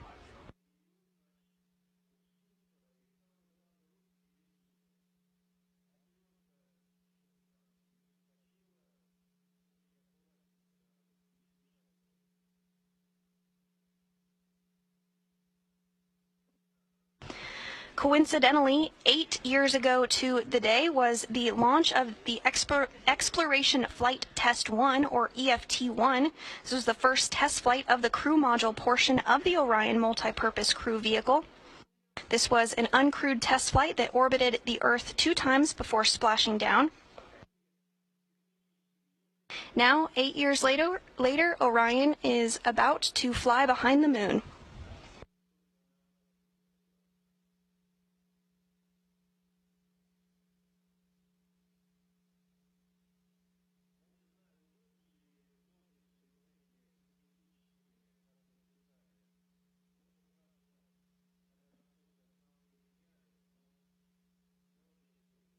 We're 15 minutes away from today's burn.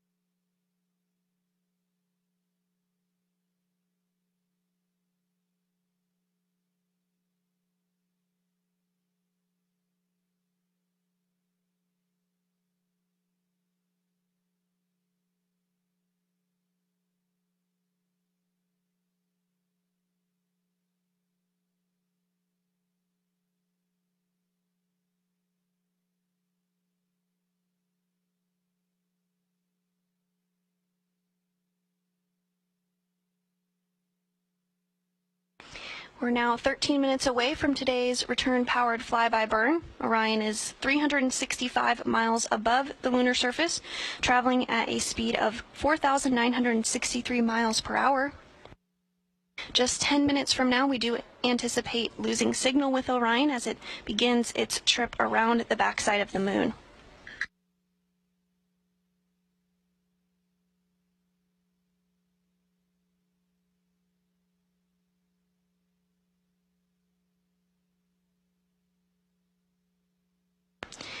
On the bottom of your screen in the left there, you can see the solar array as it begins to move into place. You're also looking at the Orion capsule itself there, taking up the majority of your screen. You can see the kind of silver coloring of the capsule. This is the portion that when we have a crew on board as part of Artemis 2 that they will be living and working in during their trip to the moon and beyond.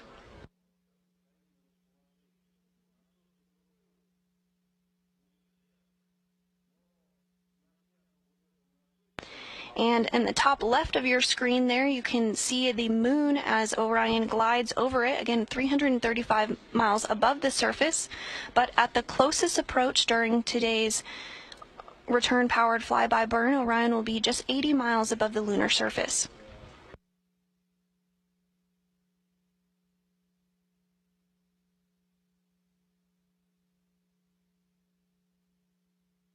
We are hearing that the solar arrays are configured for today's burn.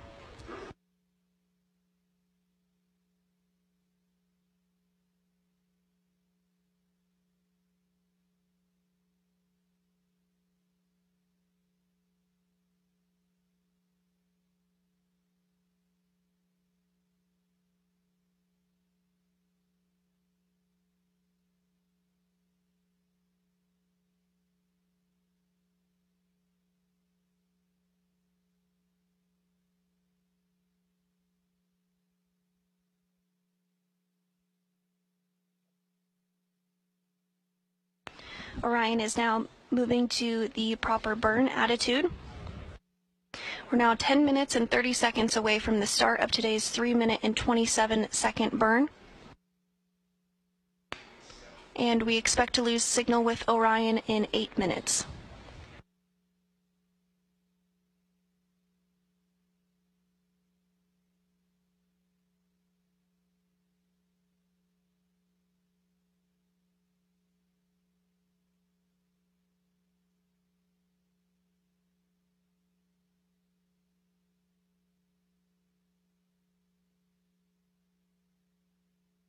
Today's return-powered flyby burn sets us up on a trajectory to splash down off the coast of California just a few days from now on December 11th.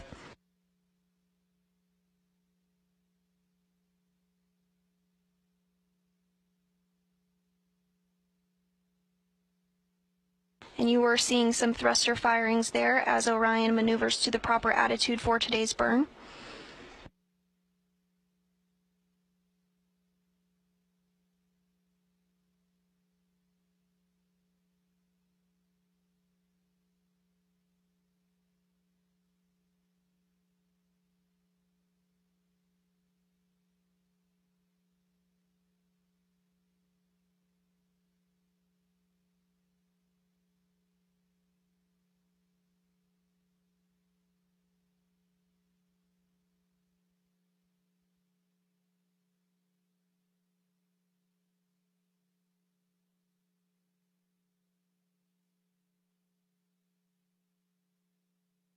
Now less than 6 minutes, 30 seconds until we lose signal with Orion.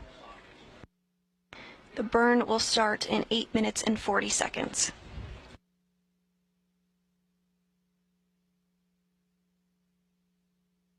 Orion is currently 253 miles above the lunar surface.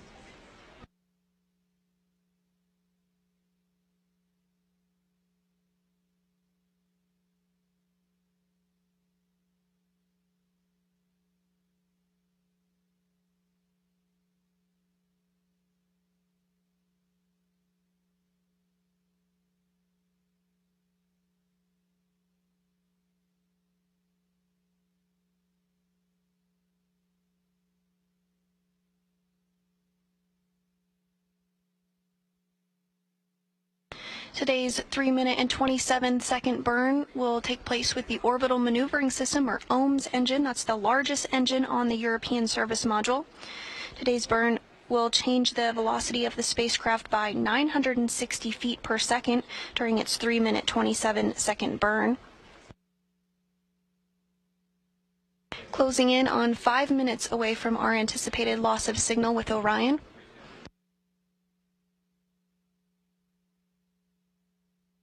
We will not have signal with Orion because the moon will be blocking out the signal to the Deep Space Network. However, when we swing back around on the other side of the moon, we do anticipate to regain those communications.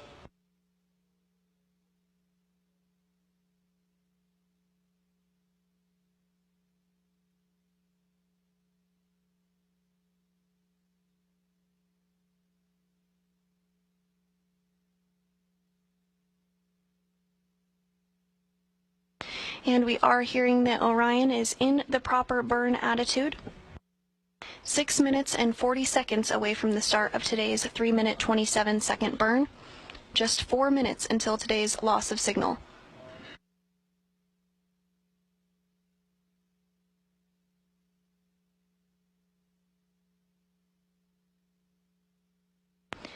As you can see from this telemetry-driven animation, Orion is now 202 miles away from the lunar surface.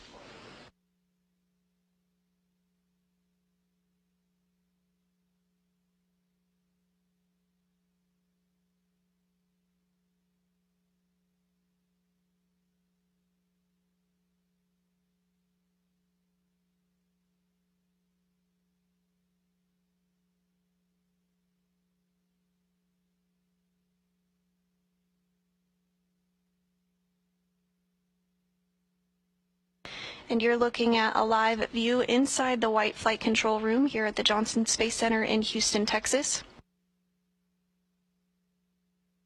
NASA Flight Director Judd Freeling is leading the team on console at this hour.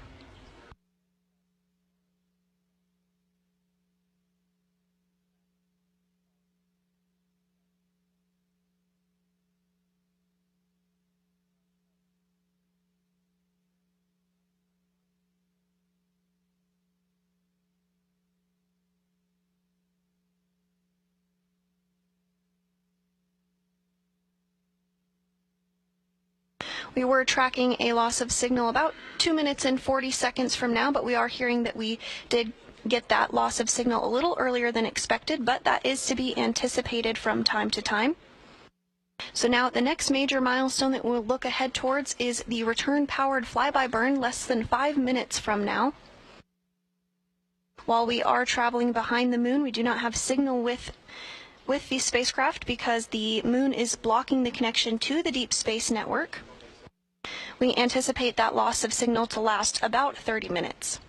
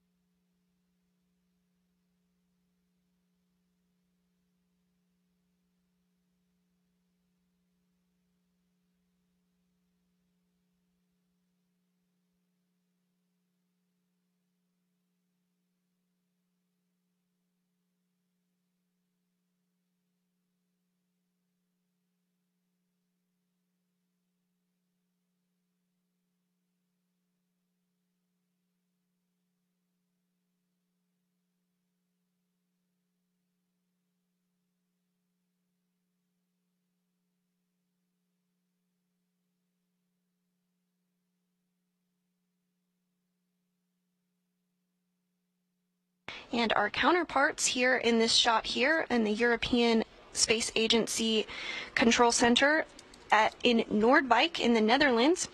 The European Space Agency's contribution to Artemis is, of course, the European Service Module, where the Orbital Maneuvering System, or OMS engine, is located. That's the engine that will be used for today's 3-minute and 27-second burn to propel us around the backside of the moon and commit us to a trajectory back to Earth ahead of a splashdown on December 11th. We're now less than 3 minutes away from the start of that 3-minute 27-second burn. Right now, we do not have signal with the Orion spacecraft. That is expected as the vehicle is traveling behind the moon.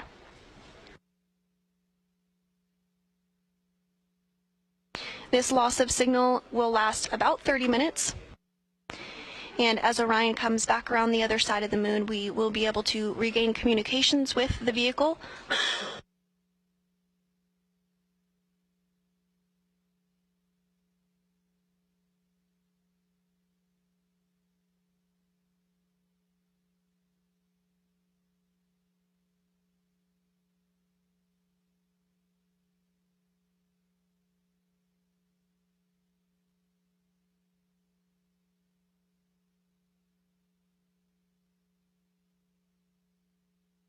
Now less than 2 minutes from today's return-powered flyby burn.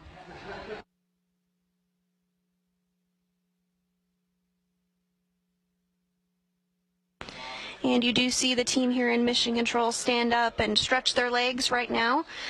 Oftentimes they'll use this time to catch a quick break while the vehicle is in the loss of signal period. Again, today's loss of signal is expected to be about 30 minutes in length.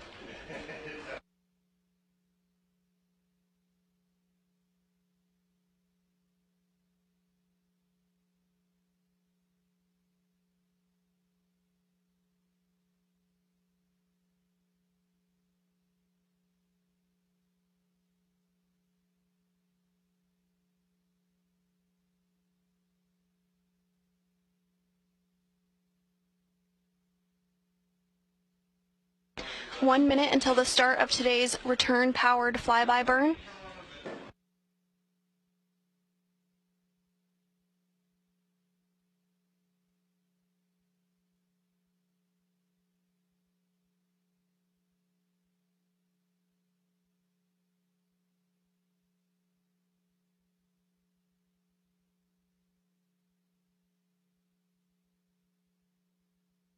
"30 seconds until the start of today's 3-minute, 27-second long burn, committing Orion to a return home."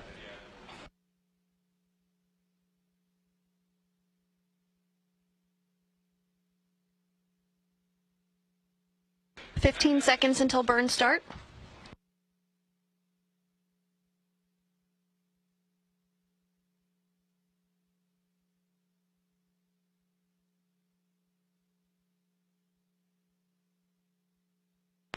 And we do expect the burn to be underway. Again, this is a 3-minute, 27-second long burn. Because Orion is behind the moon and we do not have signal with the vehicle, we will not be able to confirm that the burn has began or the results of that burn until we come back around to the other side and regain communications on the Deep Space Network.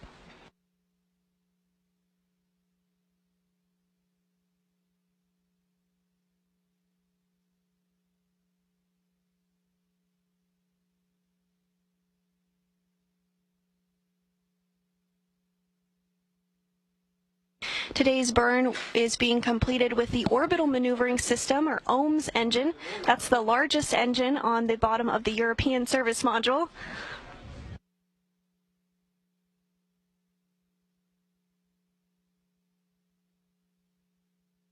Today's 3-minute and 27-second long burn will be the longest during the Artemis 1 mission used by the OMS engine, but the OMS engine can fire for up to 16 minutes in length.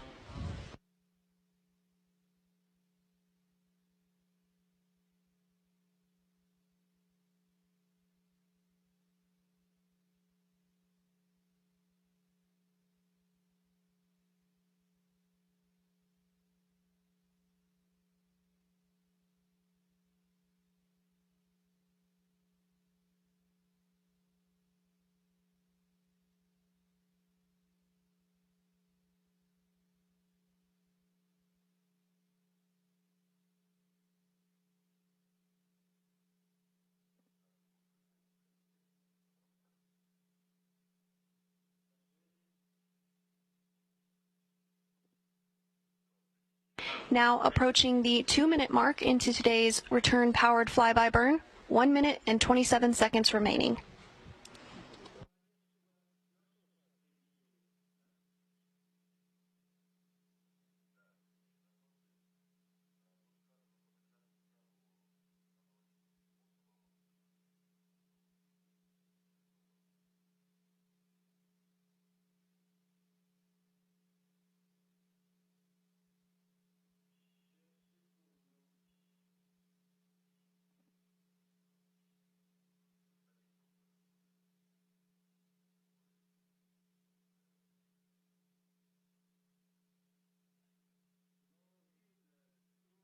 We're approaching the 3-minute mark into today's burn.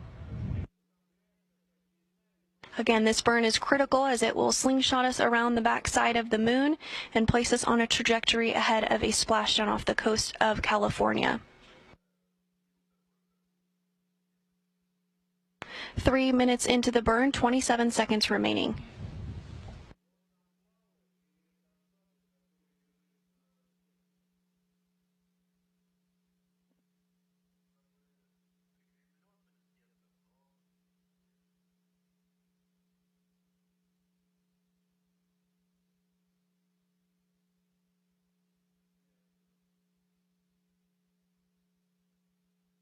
and we do expect the burn to be complete at this time. Again, because we are behind the moon and do not have signal with the spacecraft, we will not be able to confirm until Orion comes back around the other side of the moon.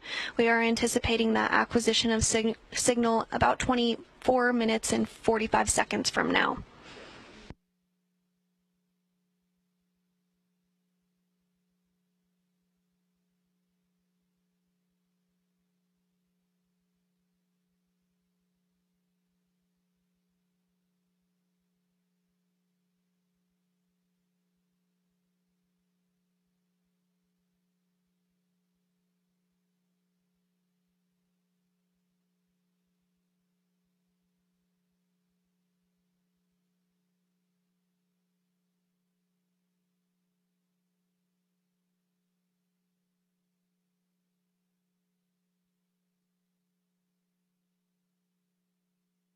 And if you're just joining us, the return-powered flyby burn, the burn that is going to send Orion back around the other side of the moon in anticipation of a splashdown next week off the coast of California, has completed. Orion is still behind the moon at this hour, and we are in a period of a loss of signal.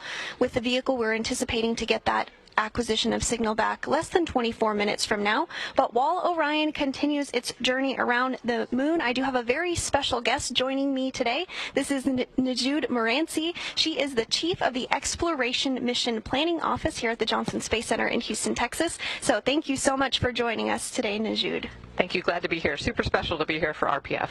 Yeah, absolutely. It's an exciting moment indeed. This burn really commits Orion to a return journey home. But before we talk about that, I do want to talk a little bit about some of the work that your group is doing as part of the Artemis program. Now, this is an uncrewed test flight of the Orion spacecraft, but there's other components of Orion, including some robotics work that your group is working on. Can you talk a little bit about that and how it helps contribute to Artemis? Yeah, there's a lot of different components to the Artemis as an enterprise, right? You know, Orion, SLS, this is our crewed vehicle to the moon, but we're also working on systems like Commercial Lunar Payload Service, which is delivering science payloads to the moon very soon, in the next year or so, hopefully starting those launches. And that's really the precursor for all of the logistics and the elements we're going to need as we build out a whole exploration enterprise on the surface of the moon. That's great. I'm looking forward to seeing those land soon. And another aspect of your group is astromaterials. So during Apollo, many lunar samples were brought back to study, but during Artemis, we're going to be landing in a different location on the lunar South Pole. So how will our studies be different, and what will we be looking for this time around? Yeah, part of our directorate includes the astromaterials and the curation of those materials. So all of the Apollo samples that came home came here to Johnson Space Center, and we have a dedicated facility that maintains them, manages the samples to send out to the science community for investigations. And that will also happen, they already do that for other samples, like the comet samples that come back from Hayabusa and Genesis. And as we bring Artemis samples home, they'll also be managing those and curating them. And really some of the advances in the science and measurements that we can make today that we did not have in Apollo are already getting prepared. Great. And the very last thing I wanted to chat with you about today was the moment we've all been waiting for today, the return-powered flyby burn that occurred just 7 minutes and 9 seconds ago. So you had talked a little bit about this burn and why the timing of it was important on a Twitter post that you had shared. So can you talk a little bit more about that for the folks who maybe didn't see that? Yeah, so all of the burns are very well calculated for specific reasons. So these burns have to be executed within moments of the timing, but really what it's doing is it's timing the return trip to Earth and then targeting so that when Orion travels behind the Earth, that's when the Pacific Ocean will be underneath the entry corridor. So we're targeting for a very thin slice of atmosphere, and that's where we do our aero capture. So the atmosphere actually slows Orion down, and we need to make sure all of that is set up precisely so that we can enter the atmosphere while the Pacific is where the entry targeting is, so that we can be landing right where the recovery forces are.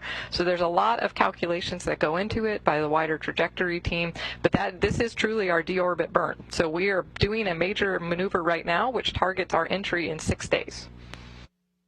Great. Thank you for talking through that a little bit more. Again, that burn occurred 8 minutes ago, and once we acquire signal and we come back around on the other side, we'll be able to know if that burn was successful.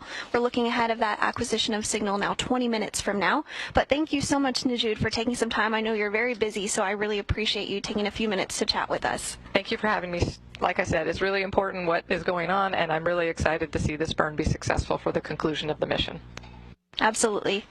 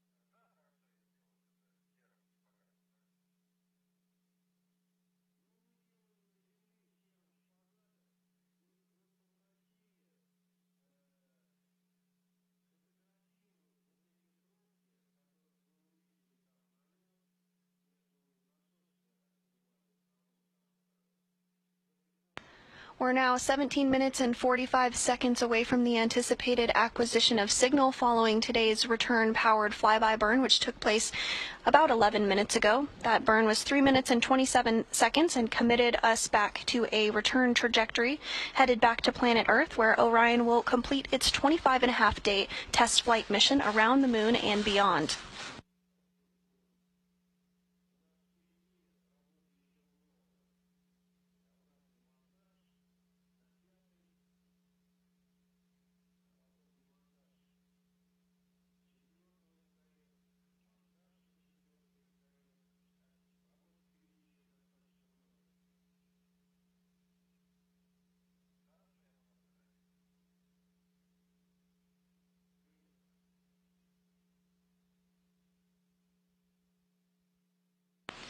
Now, the last time NASA made a journey around the moon in anticipation of a return home to Earth was during the final Apollo mission in 1972. That crew launched nearly 50 years ago to the day on December 7th, 1972. As part of that flight, Commander Gene Cernan and Lunar Module pilot Harrison Smith walked on the moon, while Command Module pilot Ronald Evans orbited above. The crew splashed down on December 19th, 1972, and completed 3 spacewalks during their mission. And during Apollo 17, they orbited the moon 75 times.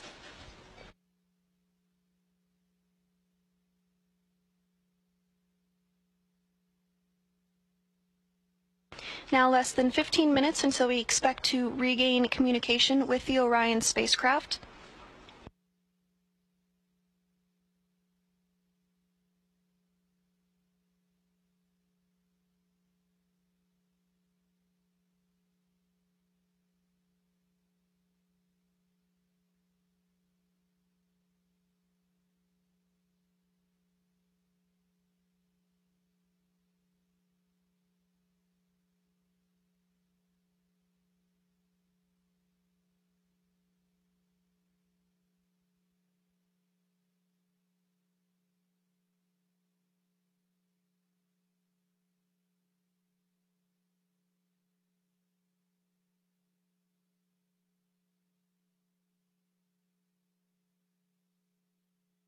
If you're just joining us today, 13 minutes and 30 seconds ago, the orbital maneuvering system on board Orion fired for 3 minutes and 27 seconds, propelling the spacecraft around the moon and placing it into a trajectory ahead of a return back to Earth. Orion will splash down on December 11th, completing a 25-and-a-half-day uncrewed test flight in which it broke the longest distance from Earth by a human-rated spacecraft meant to return back to Earth. At its furthest point from Earth, Orion was 268,563 miles from our home planet.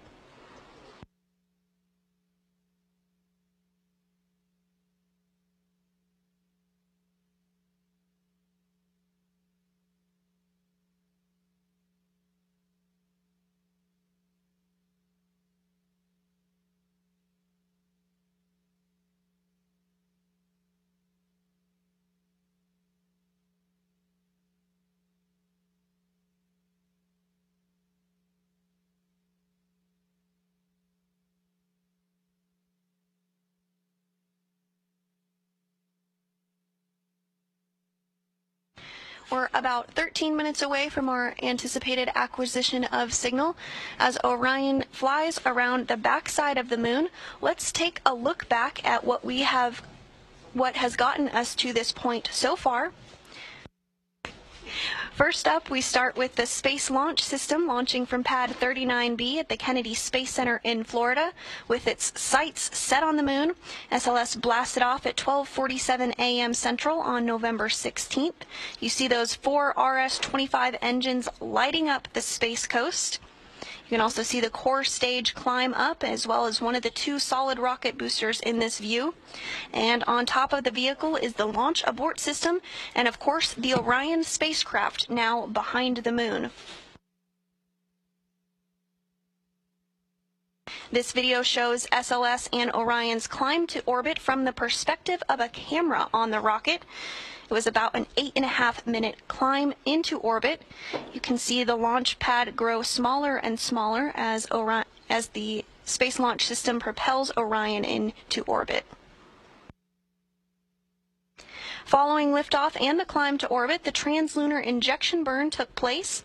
The translunar injection maneuver took place as the upper part of the rocket, officially named the Interim Cryogenic Propulsion Stage, or ICPS, fired one RL-10 engine producing 24,750 pounds of thrust to accelerate the vehicle to more than 22,600 miles per hour, a velocity fast enough to overcome the pull of Earth's gravity and propel Orion out of low Earth orbit to send the spacecraft to the moon.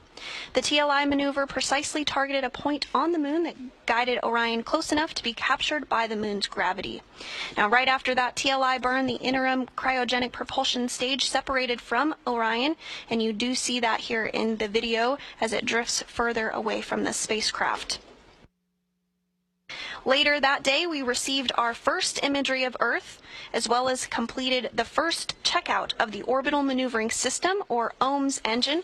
All went smoothly, and that Orbital Maneuvering System engine was used just 17 minutes ago for the return-powered flyby burn, which lasted 3 minutes and 27 seconds. Several days later, on November 21st, Orion performed the outbound-powered flyby burn, also with that orbital maneuvering engine. This is the sister to the return-powered flyby burn. The orbital maneuvering burn sets us up in a trajectory to head out to deep space. The return-powered flyby burn sets us up on a trajectory to return back home. This video shows Orion as it approached the moon for this burn.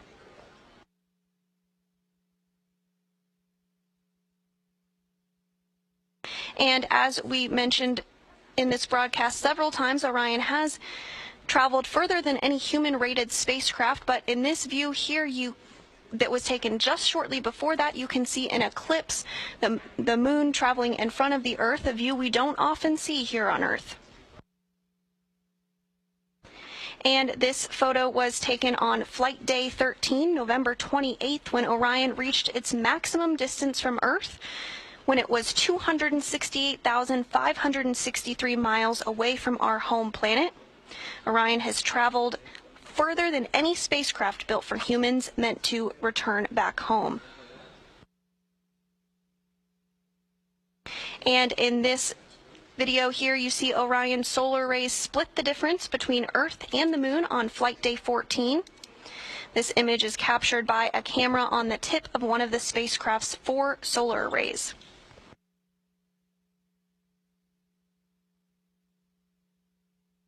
And just last week, on December 1st, the distant retrograde departure burn occurred, which placed Orion in a trajectory to exit the distant retrograde orbit and head back toward the Moon ahead of today's return-powered flyby, which occurred just 19 minutes 15 seconds ago. In this view here, you can see the solar arrays, gimbal, as well as a Earth in the almost center of your screen there. So as you can see, Orion has had a busy journey in its 20 days of the mission so far, but it's not finished yet. We have about 5.5 days to go until splashdown. But today's return-powered flyby burn was the first step in getting us to the splashdown point. That burn commits us to returning home.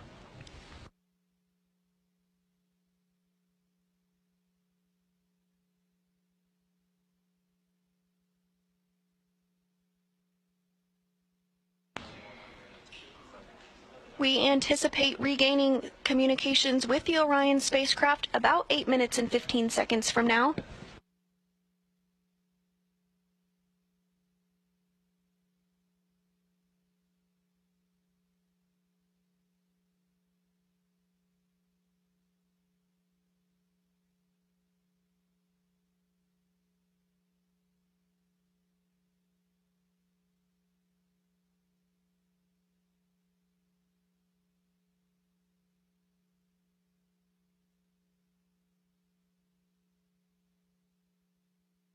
You're looking at a view inside Mission Control Houston. This is the white flight control room. The flight director during today's shift and return-powered flyby burn is NASA Flight Director Judd Freeling.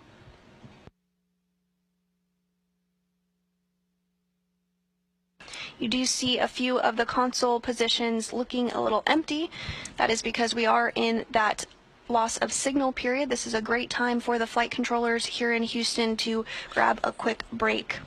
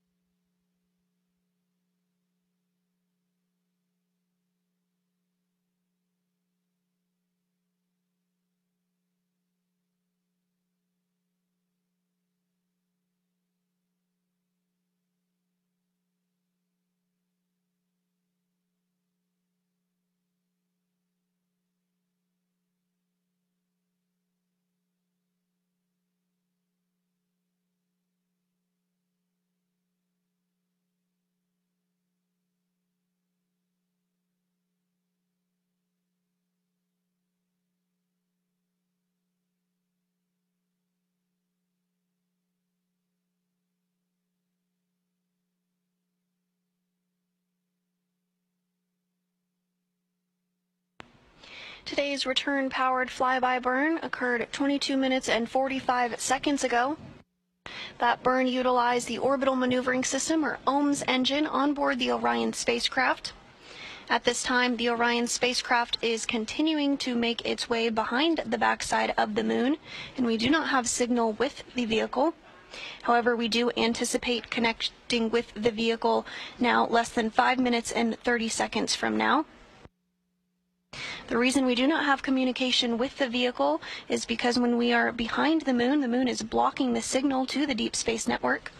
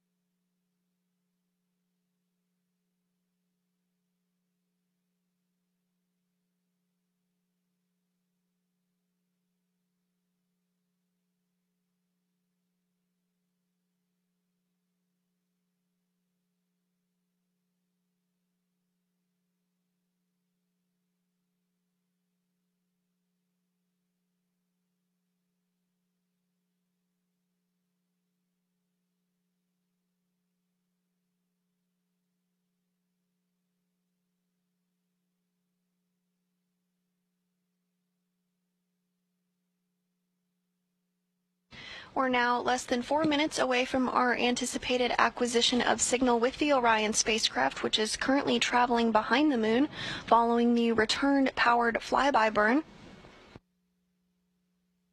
This burn commits Orion to returning back to planet Earth.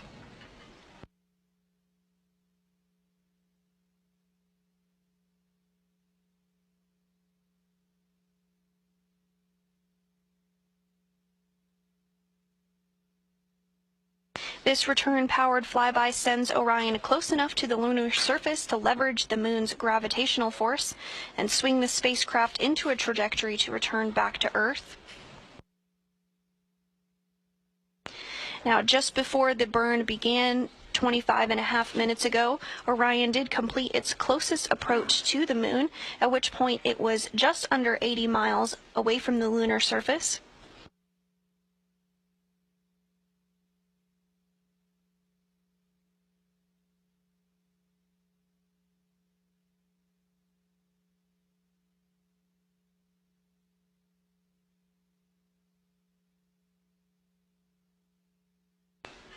Beginning to see more folks trickle back into the white flight control room as we narrow in on our anticipated acquisition of signal with the Orion spacecraft, which is currently traveling behind the moon.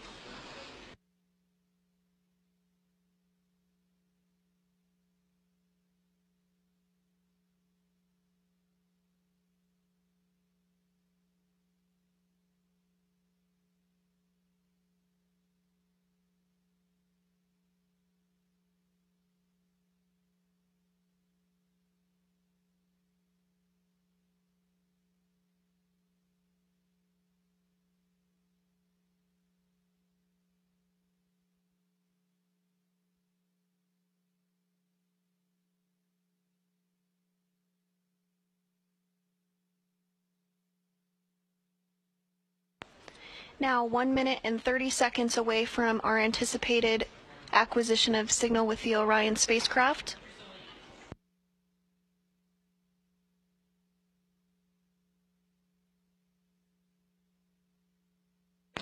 Once we acquire signal with the spacecraft, the team here in Mission Control Houston, namely the flight controllers, will be able to analyze the data that the vehicle is sending back to us in Mission Control.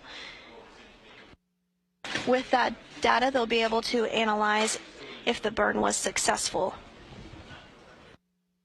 Less than 1 minute away from our anticipated acquisition of signal with the Orion spacecraft.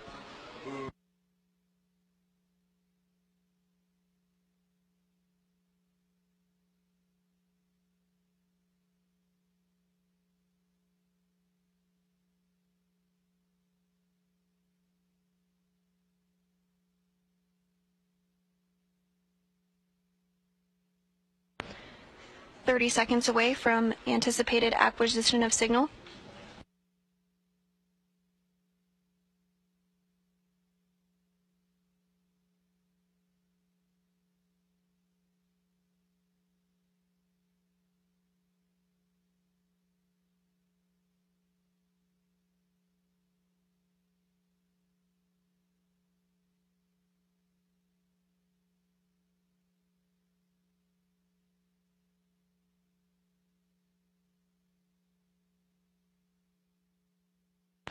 And we are standing by for acquisition of signal with the Orion spacecraft.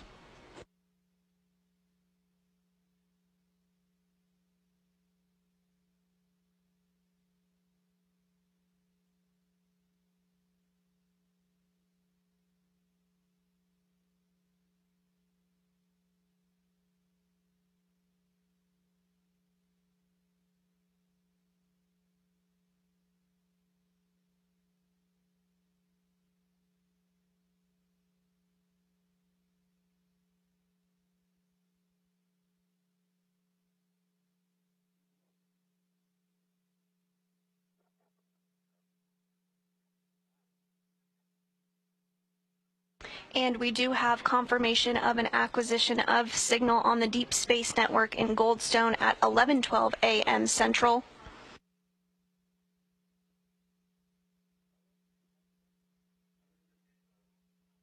You're getting a view of the lunar surface from Orion's perspective.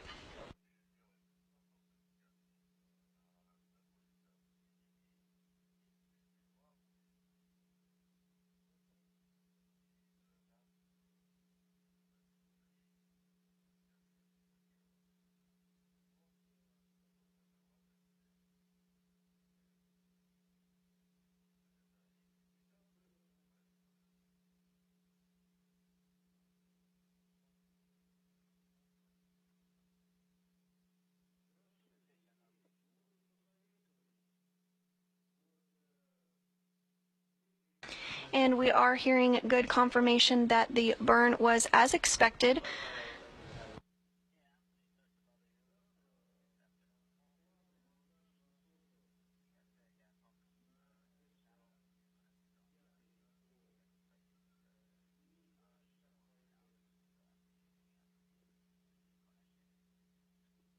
If you're just joining us, Orion completed its return-powered flyby burn, which slingshot it around the moon and committed Orion to a return trajectory back to planet Earth, hearing that that burn went smoothly and as expected.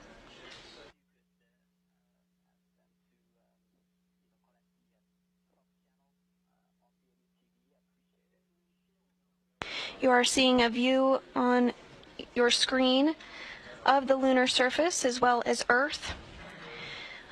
For Orion, this is not a goodbye, but a see you later to the moon, our nearest celestial neighbor, as we begin to get our first glimpse of an Earthrise coming into frame. In this view, we see 8 billion human lives all existing upon our pale blue dot, our blue marble, our very own spaceship Earth. And after a long journey, Orion is now coming home.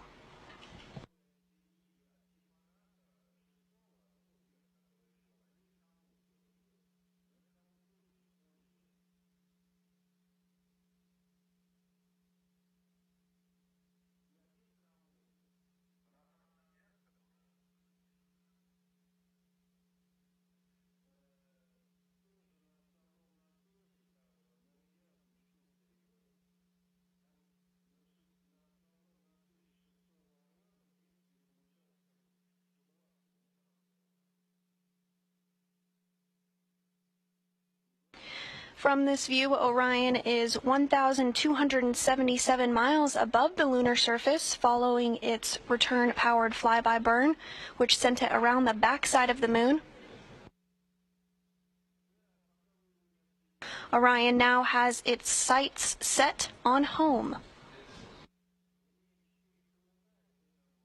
Orion will splash down off the coast of California on December 11th.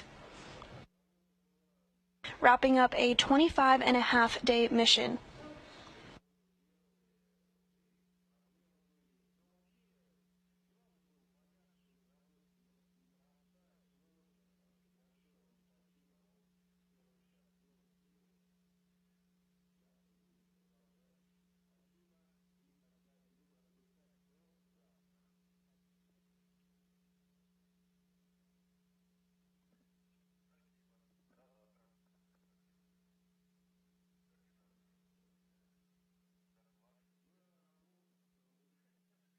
This is a view from inside the White Flight Control Room here in Mission Control Houston. The team is being led by NASA Flight Director Judd Freeling. And this view from the Orion spacecraft as it looks to its target, planet Earth, flying over 1,200 miles above the lunar surface. At its closest approach following the return-powered flyby burn, Orion was just 80 miles above the lunar surface.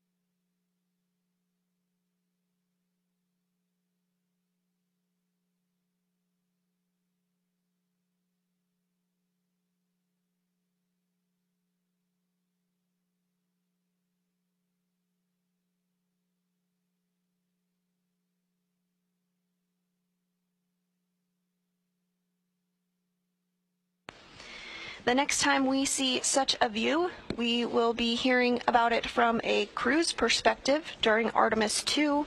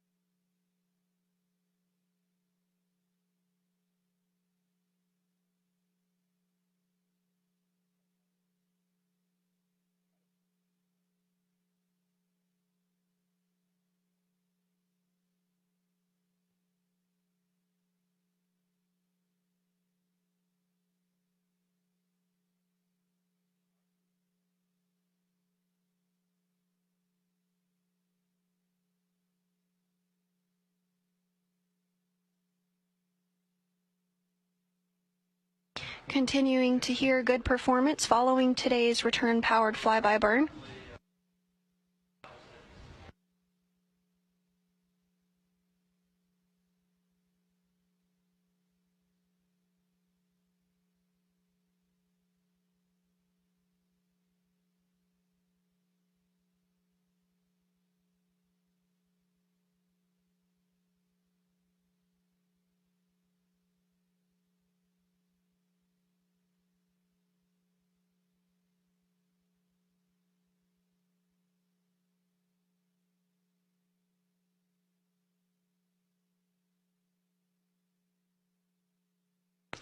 The Orion spacecraft is continuing to distance itself from the moon, now over 1,500 miles away from the lunar surface. Throughout the course of the next few days, we will see the distance from Earth continue to grow smaller and smaller. Orion is now 242,000 miles away from planet Earth. The spacecraft is moving at a velocity of 2,150 miles per hour.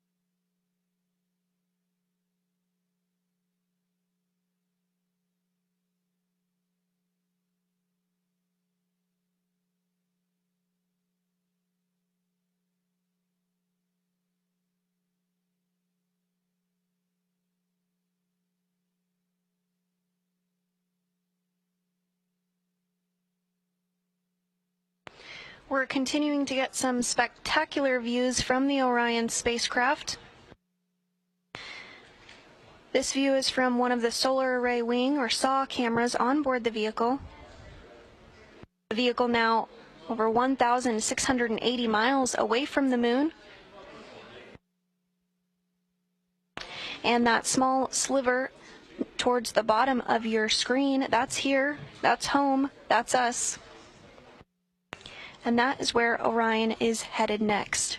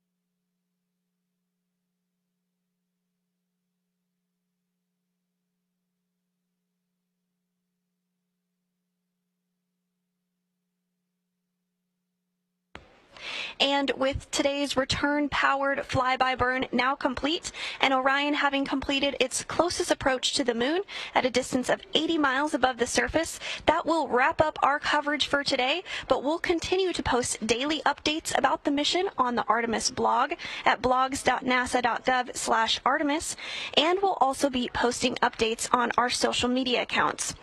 Later today, we'll have a briefing at 4 p.m. Central where representatives from NASA will discuss today's return-powered flyby, which we hope you'll tune in for.